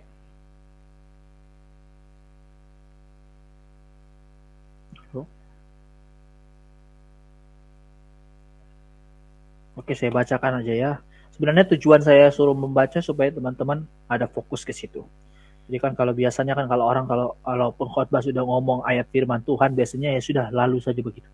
Tapi saya membuat kita fokus. Ketika ada firman Tuhan disuruh baca, kita fokus di firman itu supaya kita bisa melihat langsung. Jadi nggak sembarangan. Jadi saya mau mengajarkan teman-teman ya, jangan jadi orang yang gampang percayaan sama pendeta, termasuk sama saya. Dalam pengertian begini, apa yang dikatakan pendeta, bahkan itu salah sekalipun kita langsung bilang amin. Kita langsung belajar langsung dari Alkitabnya. Kan saya bangun namanya mari belajar Alkitab, ya berarti dari Alkitab dong. Jadi saya selalu mengajukan seperti itu. Oke, saya bacakan aja ya, tapi teman-teman perhatikan. Efesus 1 ayat 4 dan 5. Sebab di dalam Dia Allah telah memilih kita sebelum dunia dijadikan. Luar biasa, Tuhan sudah pilih kita diselamatkan. Tapi ingat, supaya kita kudus dan tak bercacat di hadapan-Nya. Itu penekanan yang paling pertama dibandingkan ayat 5. Dalam kasih Ia telah menentukan kita dari semula, sama dong dengan ayat 4. Dan oleh Yesus Kristus untuk menjadi anak-anak-Nya sesuai dengan kerelaan kehendaknya. Ini menekankan kerelaan kehendaknya, artinya Tuhan memilih kita bukan karena kita qualified. Kalau kemarin kan pembahasan sang pelayan, kita dipilih melayani bukan karena saya punya kehebatan, kekuatan, kepintaran, tapi justru karena Tuhan sendiri yang memilih tanpa ada kekuatan apapun dari kita. Dia yang memilih sendiri. Sesuai dengan kerelaan, ketulusan dari Tuhan sendiri. Tapi di sini juga di dalam konteks keselamatan jiwa kita diselamatkan bukan karena kita, oh ya nanti kamu jadi orang baik-baik, ya sudah nanti saya pilih. Bukan. Justru apa yang baik dan mulia kan saya selalu tekankan ya, karena ini pembahasan saya di manusia dan dosa. Itu dari Tuhan. Jadi, tapi Tuhan tidak mengatakan terlebih dahulu tentang anak-anak Tuhan. Karena kalau menjadi anak-anak Tuhan, kalau saya dipilih supaya saya jadi anak-anak Tuhan, luar biasa indahnya. Tapi Tuhan tidak mulai dari situ. Dan sejarah misi mulai bukan dengan pembahasan tentang atau sejarah pelayanan gereja. Bukan dimulai dengan pembahasan engkau telah diselamatkan, percaya saja maka kamu akan selamat. Reform atau Protestan atau apapun yang dikerjakan oleh reformasi gereja itu tidak datang lebih dahulu daripada khotbah. Bertobatlah kamu karena kamu akan binasa kalau kamu tidak bertobat. Penekanan ini justru lebih dalam daripada lebih dulu Tuhan katakan supaya kita belajar namanya menghormati Tuhan lebih dulu. Dan kita bukan jadi seorang yang saya sudah diselamatkan habis itu berleha-leha sombong dan sebagainya. Saya diselamatkan bukan menjadi orang yang dimanjakan, tapi dikuduskan. Kita terus harus menghormati Dia sebagai Tuhan kita. Nah ini jadi pelajaran yang penting buat dalam hidup kita ya. Jadi jiwa kita harus berikan sungguh-sungguh, kita persembahkan kepada Tuhan. Nah, Tuhan yang minta untuk kita kudus. Kita dipilih untuk kudus. Kita dipilih untuk tak bercacat di hadapannya. Kita dikuduskan supaya kita bisa menjadi seorang yang mulia di mata Dia.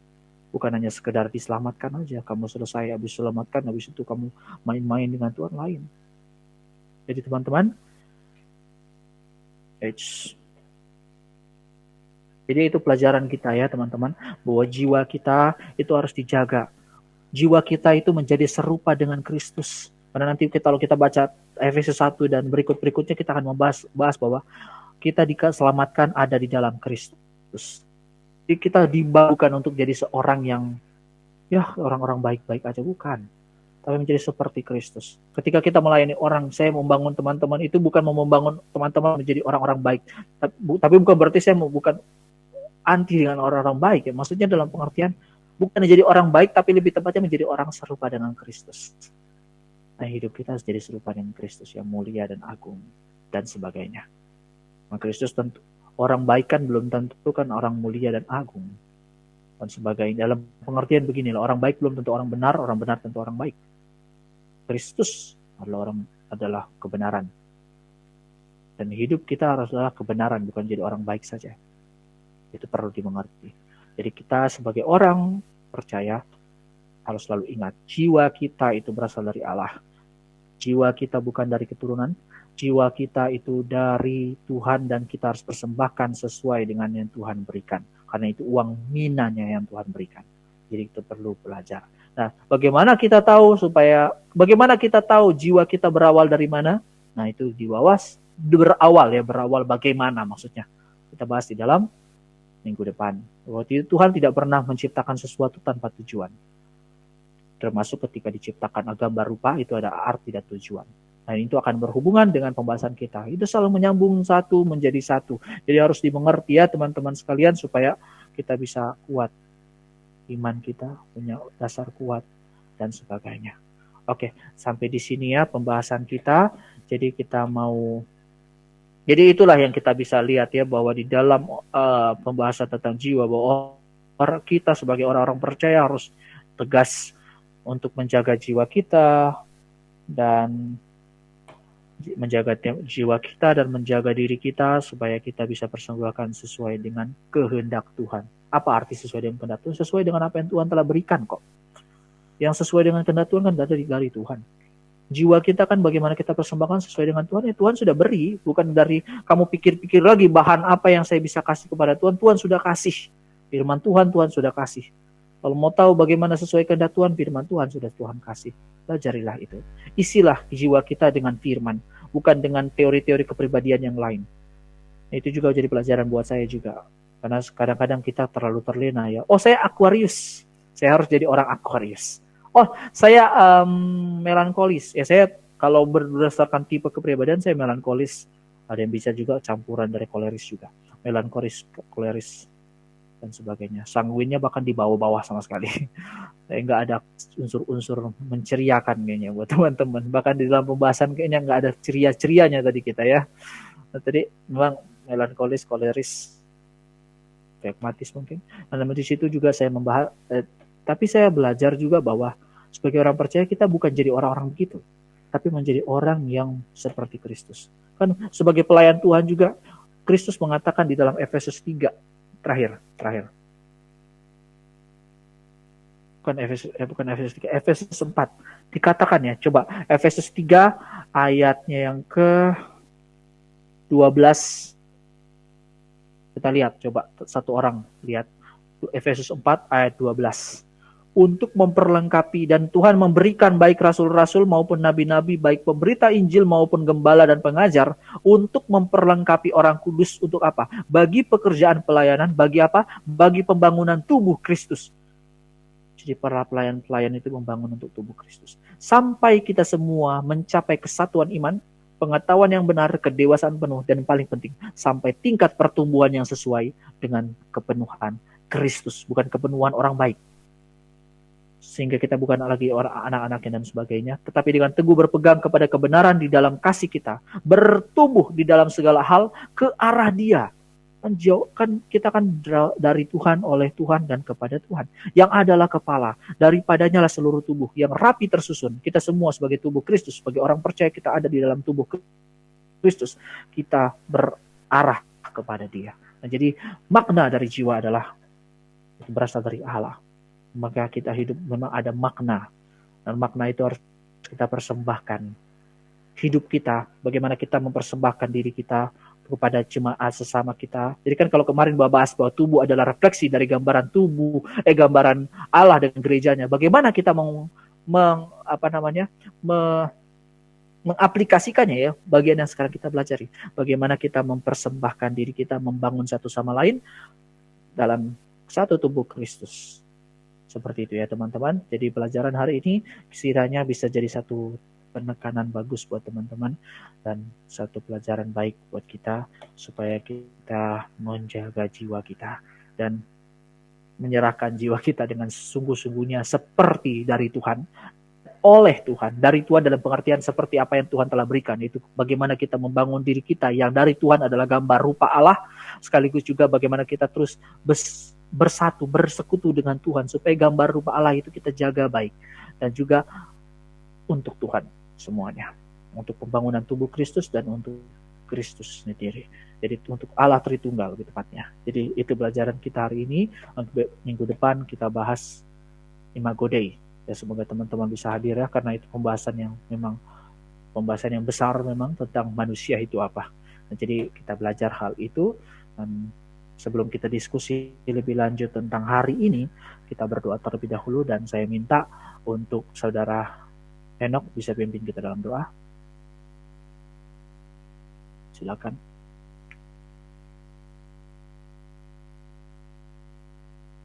Bapa yang dalam surga, terima kasih Tuhan, Kau telah mengumpulkan kami pada malam ini tentang doktrin. Kiranya kami dapat mengerti tentang apa yang telah disampaikan, dan kiranya juga Kau memimpin pada sesi berikutnya, yaitu diskusi. Kiranya kami dapat menyampaikan tentang apa yang kami akan tanyakan. Itulah doa kami ya Tuhan. Dalam nama Tuhan Yesus Kristus kami sudah berdoa. Amin. Amin. Silakan teman-teman yang mau ditanyakan.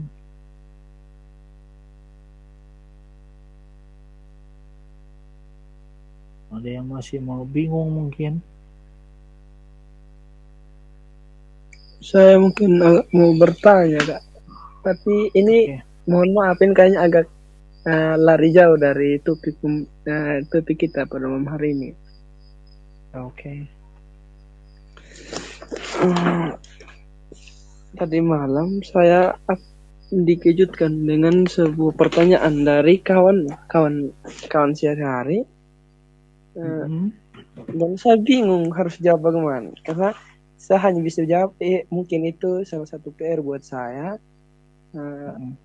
untuk saya bisa terus menggali tentang pemahaman Alkitab. Dia bertanya begini,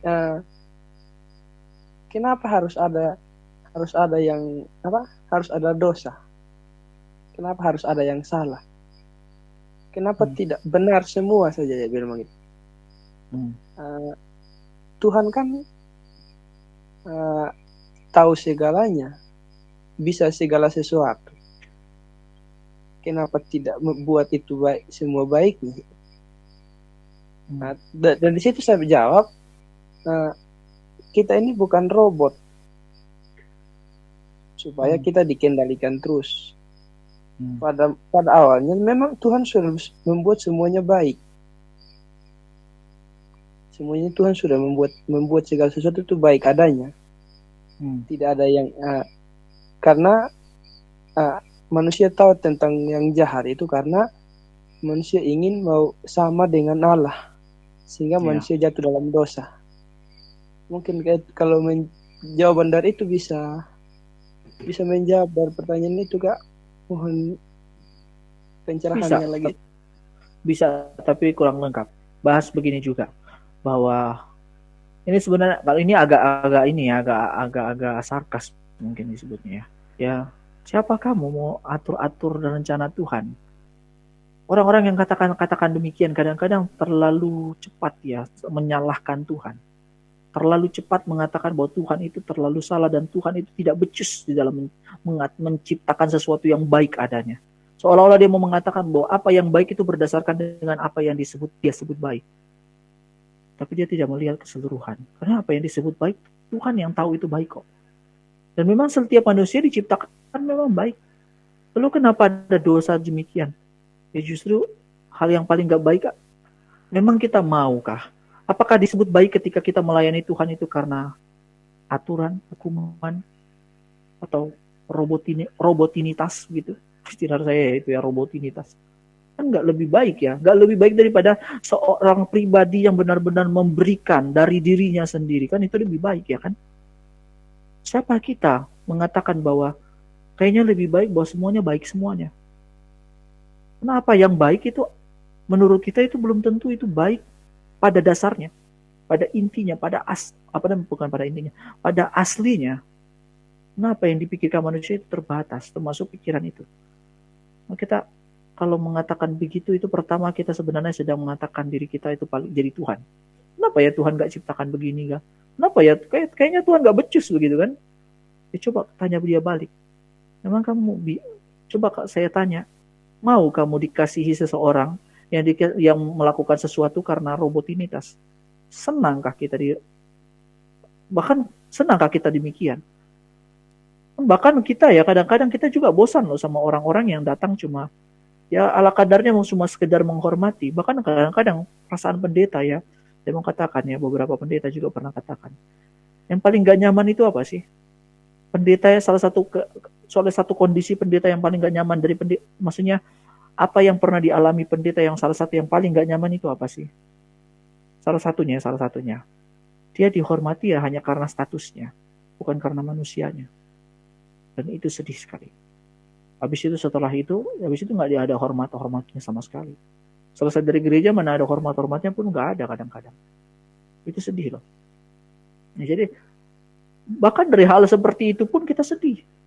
Masa Tuhan membiarkan dirinya demikian? Nah, Tuhan justru lebih baik adalah Tuhan memberikan kehendak bebas. Nah, kenapa ada dosa? Dosa itu akibat langsung dari adanya tindakan bebas dan kita sendiri sebenarnya yang salah.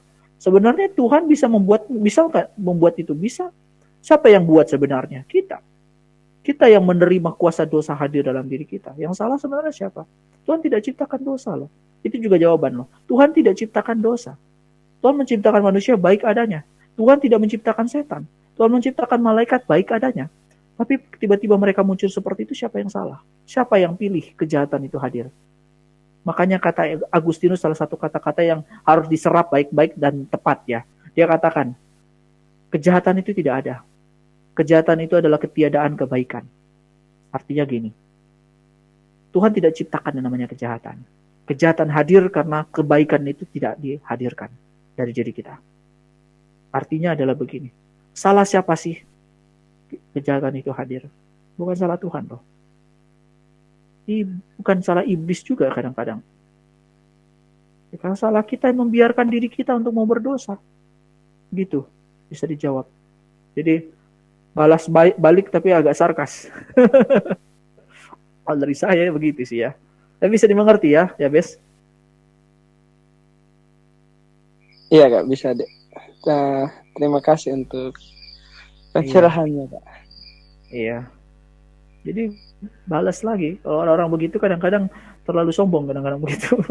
Kalau dengar orang-orang begitu saya tahu itu kadang-kadang terlalu. Ada sih, saya tahu sih ada orang-orang tertentu memang tertentu yang ya memang dia mau cari tahu, ada yang memang penasaran. Tapi ada pertanyaan-pertanyaan itu juga ada. Tapi kebanyakan orang-orang begitu kan kadang-kadang mau menyalahkan Tuhan lah. Terlalu kecewa mungkin dengan Tuhan, saking kecewanya mungkin dia menanyakan hal-hal demikian. Dia meragukan Tuhan, itu hal yang paling berat sih. Makanya saya katakan jiwa itu harus dijaga baik-baik. Jiwa itu harus diisi dengan firman. Maka supaya jiwa itu bisa digerakkan sesuai dengan firman, utuh sesuai dengan maunya Tuhan. Kalau enggak ya sudah, kita binasa dengan kesalahan kita sendiri, kebodohan kita sendiri. Nah, kita membiarkan diri kita diisi dengan hal-hal yang buruk. Gitu. Iya Kak, kayaknya betul karena dia mungkin kecewa dengan Tuhan karena kan barusan dia putus sama pacarnya kan. Itu ada pengaruh-pengaruh itu. Orang kalau ada masalah itu bisa jadi nyalahin Tuhan. Menyalahkan Tuhan. Ya, itu juga. Tapi dari kasus ini juga kita belajar ya. Maksudnya kita juga bisa rawan loh. Lagi sakit hati ya kan. Oh, pokoknya apapun yang baik itu berdasarkan pikiran kita lah. Itu perlu dihaspada. Oke, thank you ya atas pertanyaannya ya, studi kasus yang disampaikan. Ya, terima kasih ya. Ya, sama-sama. Untuk teman-teman yang lain kira-kira ada nggak yang mau tanyakan, yang mungkin bingung? Noviana mungkin ya, kayaknya Noviana pernah hadir ya kemarin ya. Noviana ada nggak mau ditanyakan nih? Tidak ada Kakak. Jelas seperti ya. Oke. Stefani kalau ada yang mau ditanyakan atau yang lain juga nggak apa-apa. Silakan. Pak, itu Pak, saya mau nanya mungkin antara di luar konteks atau enggak, itu saya masih agak kebingungan yang tadi hewan itu sebenarnya dia juga terdiri dari jiwa dan roh gitu ya. Saya jadi ya, jadi saya agak kepikiran sebenarnya hewan itu matinya ada yang bilang lenyap gitu atau sebenarnya kemana gitu serentak itu yang selalu jadi pemikiran dan apa pergumulan saya sih sampai hari ini gitu. Itu kan jelas tuh, Pengkhotbah 3 ayat 12. Coba baca tadi. Jelas tuh ayatnya. Coba kamu baca deh, Pengkhotbah 3 ayat 12. 21 maksudnya. Salah. Pengkhotbah 3 ayat 21 ya Pak ya.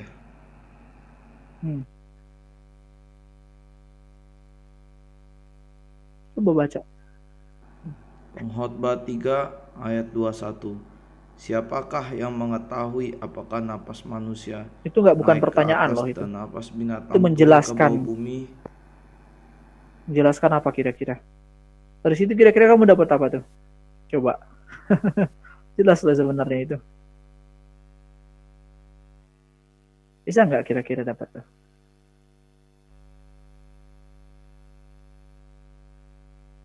Oke. Ke atas dan ke bawah, kira-kira itu penjelasan kemana tuh? Stereotip kita ke atas kemana? Masih sedikit kebingungan sih ya Pak. Ya. Binatang ke bawah kira-kira kemana? Ke bawah bumi loh disebutnya. Hilang dia nggak ada di surga. Ya terserah nanti Tuhan mau ciptakan binatang ada di surga, tapi dikatakan bahwa binatang itu turun ke bawah bumi jiwanya. Binasa. Ada juga kalau tidak salah ada satu ayat juga mengatakan binatang itu binasa. Nggak ada, hilang lagi sama sekali. Binasa di sini ada sih ya mengatakan, ini memang perdebatannya. Binasa ada sebutan hilang, ada juga binasa itu memang berada di neraka, ada yang begitu. Memang kita nggak pernah dikatakan binasa disiksa di neraka atau gimana. Yang penting kita tahu binasa dia hilang, dia binasa dan binasa itu bawah turun ke bawah bumi, katakan di ayat Alkitab. Saya belum mendalami lebih jauh, tapi yang pastinya itu jawaban Alkitab. Jadi kalau mau tanya kira-kira binatang ada di surga nggak kira? Mungkin pertanyaannya begitu kali ya.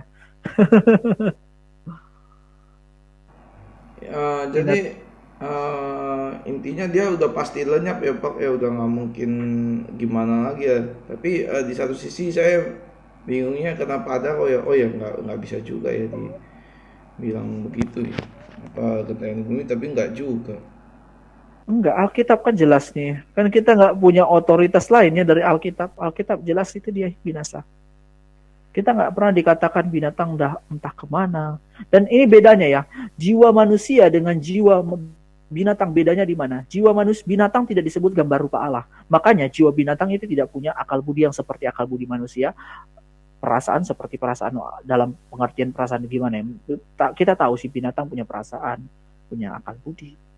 Tapi tidak seperti apa yang dipunyai oleh gambar rupa Allah. Nah, nanti kita bahas itu ya. Itu saya juga akan singgung loh gambar rupa Allah, tapi saya masih mau terus pelajari lagi ya. Ini memang pelan-pelan saya pelajari ya. Saya satu tema saya harus bahas belajar 1 minggu per 1 minggu. Saya belum bisa jawab semuanya. Tapi itu bagian juga bahwa gambar apa yang membedakan manusia dengan binatang dalam hal jiwa? Ya dia diciptakan segambar rupa, yang satu enggak. Binatang enggak diciptakan segambar rupa Allah. Itu bedanya. Makanya kita binatang tidak berhubungan dengan Allah. Ya. Jadi karena itu binatang tidak berhubungan dengan Allah. Yang lain gimana? Ada yang mau ditanggepin atau ada yang kayaknya enggak deh, itu gimana? Silakan teman-teman bisa tanyakan.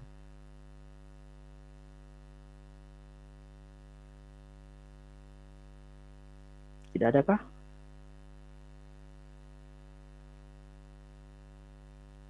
Ayo, adakah? Ya, oke, kalau memang nggak ada ya.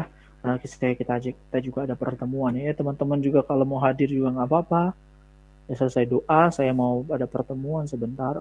Ya kalau teman-teman juga mau hadir ya, ini kan kami punya namanya For God Ministry ya, saya sering share ya, ini yang saya share sebentar lagi. Ya buat Elam juga dan kawan-kawan. Buat teman-teman mungkin kemarin kan nggak ikut ya, saya kasih informasi ya. Tunggu. Jadi ini bahan kita ya. Seri doktrin manusia dan dosa kita ya. Ini kan sudah posisi manusia, sudah teologi tubuh, sudah meaning of soul sudah. Sekarang minggu depan Imago Dei, baru nanti maju ke apati dosa, baru nanti satanologi, baru covenant Allah. Loh kok ada satanologi? Kok masuk manusia dan dosa? Kok ada satanologi? Ini ada hubungannya dengan dosa. Kan R.C. Sproul juga membahas satanologi juga di dalam bukunya ketika bahas manusia dan dosa. Nah, tunggu ya. Dia juga mau tunjukin sesuatu. Nah, ini dia. Nah, ini bisa kelihatan nggak logonya? Bisa. Nah, ini saya sedikit informasikan ya buat teman-teman juga yang belum tahu ya. Jadi, apalagi udah lama. Jadi, MBA ataupun LKA, Lilin Kerajaan Allah, mau MBA, mari belajar Alkitab. Ini dua hal yang berbeda. Dan dua hal ini memang saya memberikan taruh itu di bawah satu pelayanan namanya For God Ministry. Dan ini akan membawahi seluruh pelayanan-pelayanan yang lain yang nanti teman-teman akan lebih banyak terlibat juga. Di dalamnya juga ada namanya sermon audio, khotbah, pelayanan audio khotbah. Itu nanti saya bawa di Spotify dan sebagainya, di Revival. Ya kita nggak tahu ya siapa orang yang dengar, ya oke lah silakan dia dengar. Ya kita bahas tentang Bible character, ada juga itunya. Ada juga logo khususnya. Itu juga kita bahas tentang firman Tuhan, renungan-renungan, bagaimana kita membangun karakter-karakter kita, karakter Alkitab. Jadi teman-teman, kalau punya renungan-renungan, kita bisa masukkan di dalam For God Ministry, tapi saya tetap sortir, tetap saring. Jadi teman-teman, kalau itu masuk, itu benar-benar membahas tentang bagaimana kita membangun karakter-karakter Alkitab. Jadi bukan hanya bahas karakter-karakter tokoh-tokoh Alkitab, bukan, tapi bagaimana kita membangun. Dari situ juga saya akan isi bagaimana kita menanggapi para Superman, tokoh-tokoh anime dan sebagainya sesuai dengan Alkitab. Nah, logo ini sedikit saya informasikan ya. Logo ini ada artinya. Jadi ada For God Ministry. Kenapa perisai ini kan pembahasan kita? Saya punya prinsip di sini namanya fidelis verbum. Fidelis setia atau iman, verbum firman. Jadi kita setia kepada firman, itu MBA. Kita belajar dasar-dasar iman. Kita setia kepada dasar-dasar iman Kristen, tapi juga setia kepada Tuhan dalam hidup kita, itu LKA. LKA membangun bagaimana kita setia kepada Tuhan. Jadi itu lebih kepada kehidupan Kristen, jadi bahas tentang doktrin-doktrin Kristen. Jadi dua hal ini berbeda. Nah, jadi semuanya itu kita persembahkan untuk Tuhan. Bagaimana hidup kita persembahkan untuk Tuhan. Tapi gambaran ini ya, logo ini ya, logo tangan mengarah ke Tuhan. Gambar salib Kristus, salib. Kok gambarnya salib? Untuk mengingatkan kita akan pengorbanan Kristus. Sekaligus juga mengingatkan bahwa bagaimana kita harus berkorban seperti dia. Sampai dia taat sampai dia mati di atas kayu salib. Dan juga ini sebagai bentuk persembahan. Ini loh diri saya Tuhan. Seperti itu ya. Itu arti dari logo ini. Nah, For God Ministry juga ada pelayanan-pelayanan lain yang nanti saya bahas nanti yang berikutnya. Jadi teman-teman, kalau bisa ada waktu, bisa menunggu ya. Oke, kalau tidak ada kita berdoa lah ya. Saya minta siapa ya? Saudara Enok lagi ya pimpin dalam doa penutup, sekaligus juga nanti berdoa buat pertemuan diskusi terakhir. Oke, silakan. Bapak yang dalam surga, terima kasih Tuhan Kau telah memimpin sesi diskusi kami. Kiranya kami dapat mengerti tentang apa yang sudah kami tanyakan. Tuhan juga kiranya Kau memimpin akan diskusi untuk For God Ministry ini. Kiranya kami dapat memulainya untuk kemuliaan-Mu saja. Itulah doa kami ya Tuhan, dalam nama Tuhan Yesus Kristus kami sudah berdoa. Amin. Amin. Oke ya teman-teman, sampai di sini acara kita. Ya, saya akan lanjut dengan acara acara For God Ministry. Kalau teman-teman mau hadir, kita akan bahas bersama ya. Oke. Ya, sama-sama ya. Alam. Ya, kita akan membahas tentang For God Ministry. Silakan teman-teman mungkin mau minum dulu, saya mau ke belakang dulu. Kalau teman-teman sudah mau bubar ya sudah silakan. Tapi untuk orang-orang lama, Sam, Pak Rohenok, Kak Travel juga ya. Tuh Elem juga ya, Elem kan masuk di dalam Workout Ministry ya. Tuh Yabes juga bisa ikut. Kita mau bicarakan sedikit tentang pelayanan Workout Ministry. Ada satu pelayanan yang saya rindu untuk kita bahas di sini. Namun sebelum itu, ayo kita sedikit istirahat sebentar sama ke belakang dulu.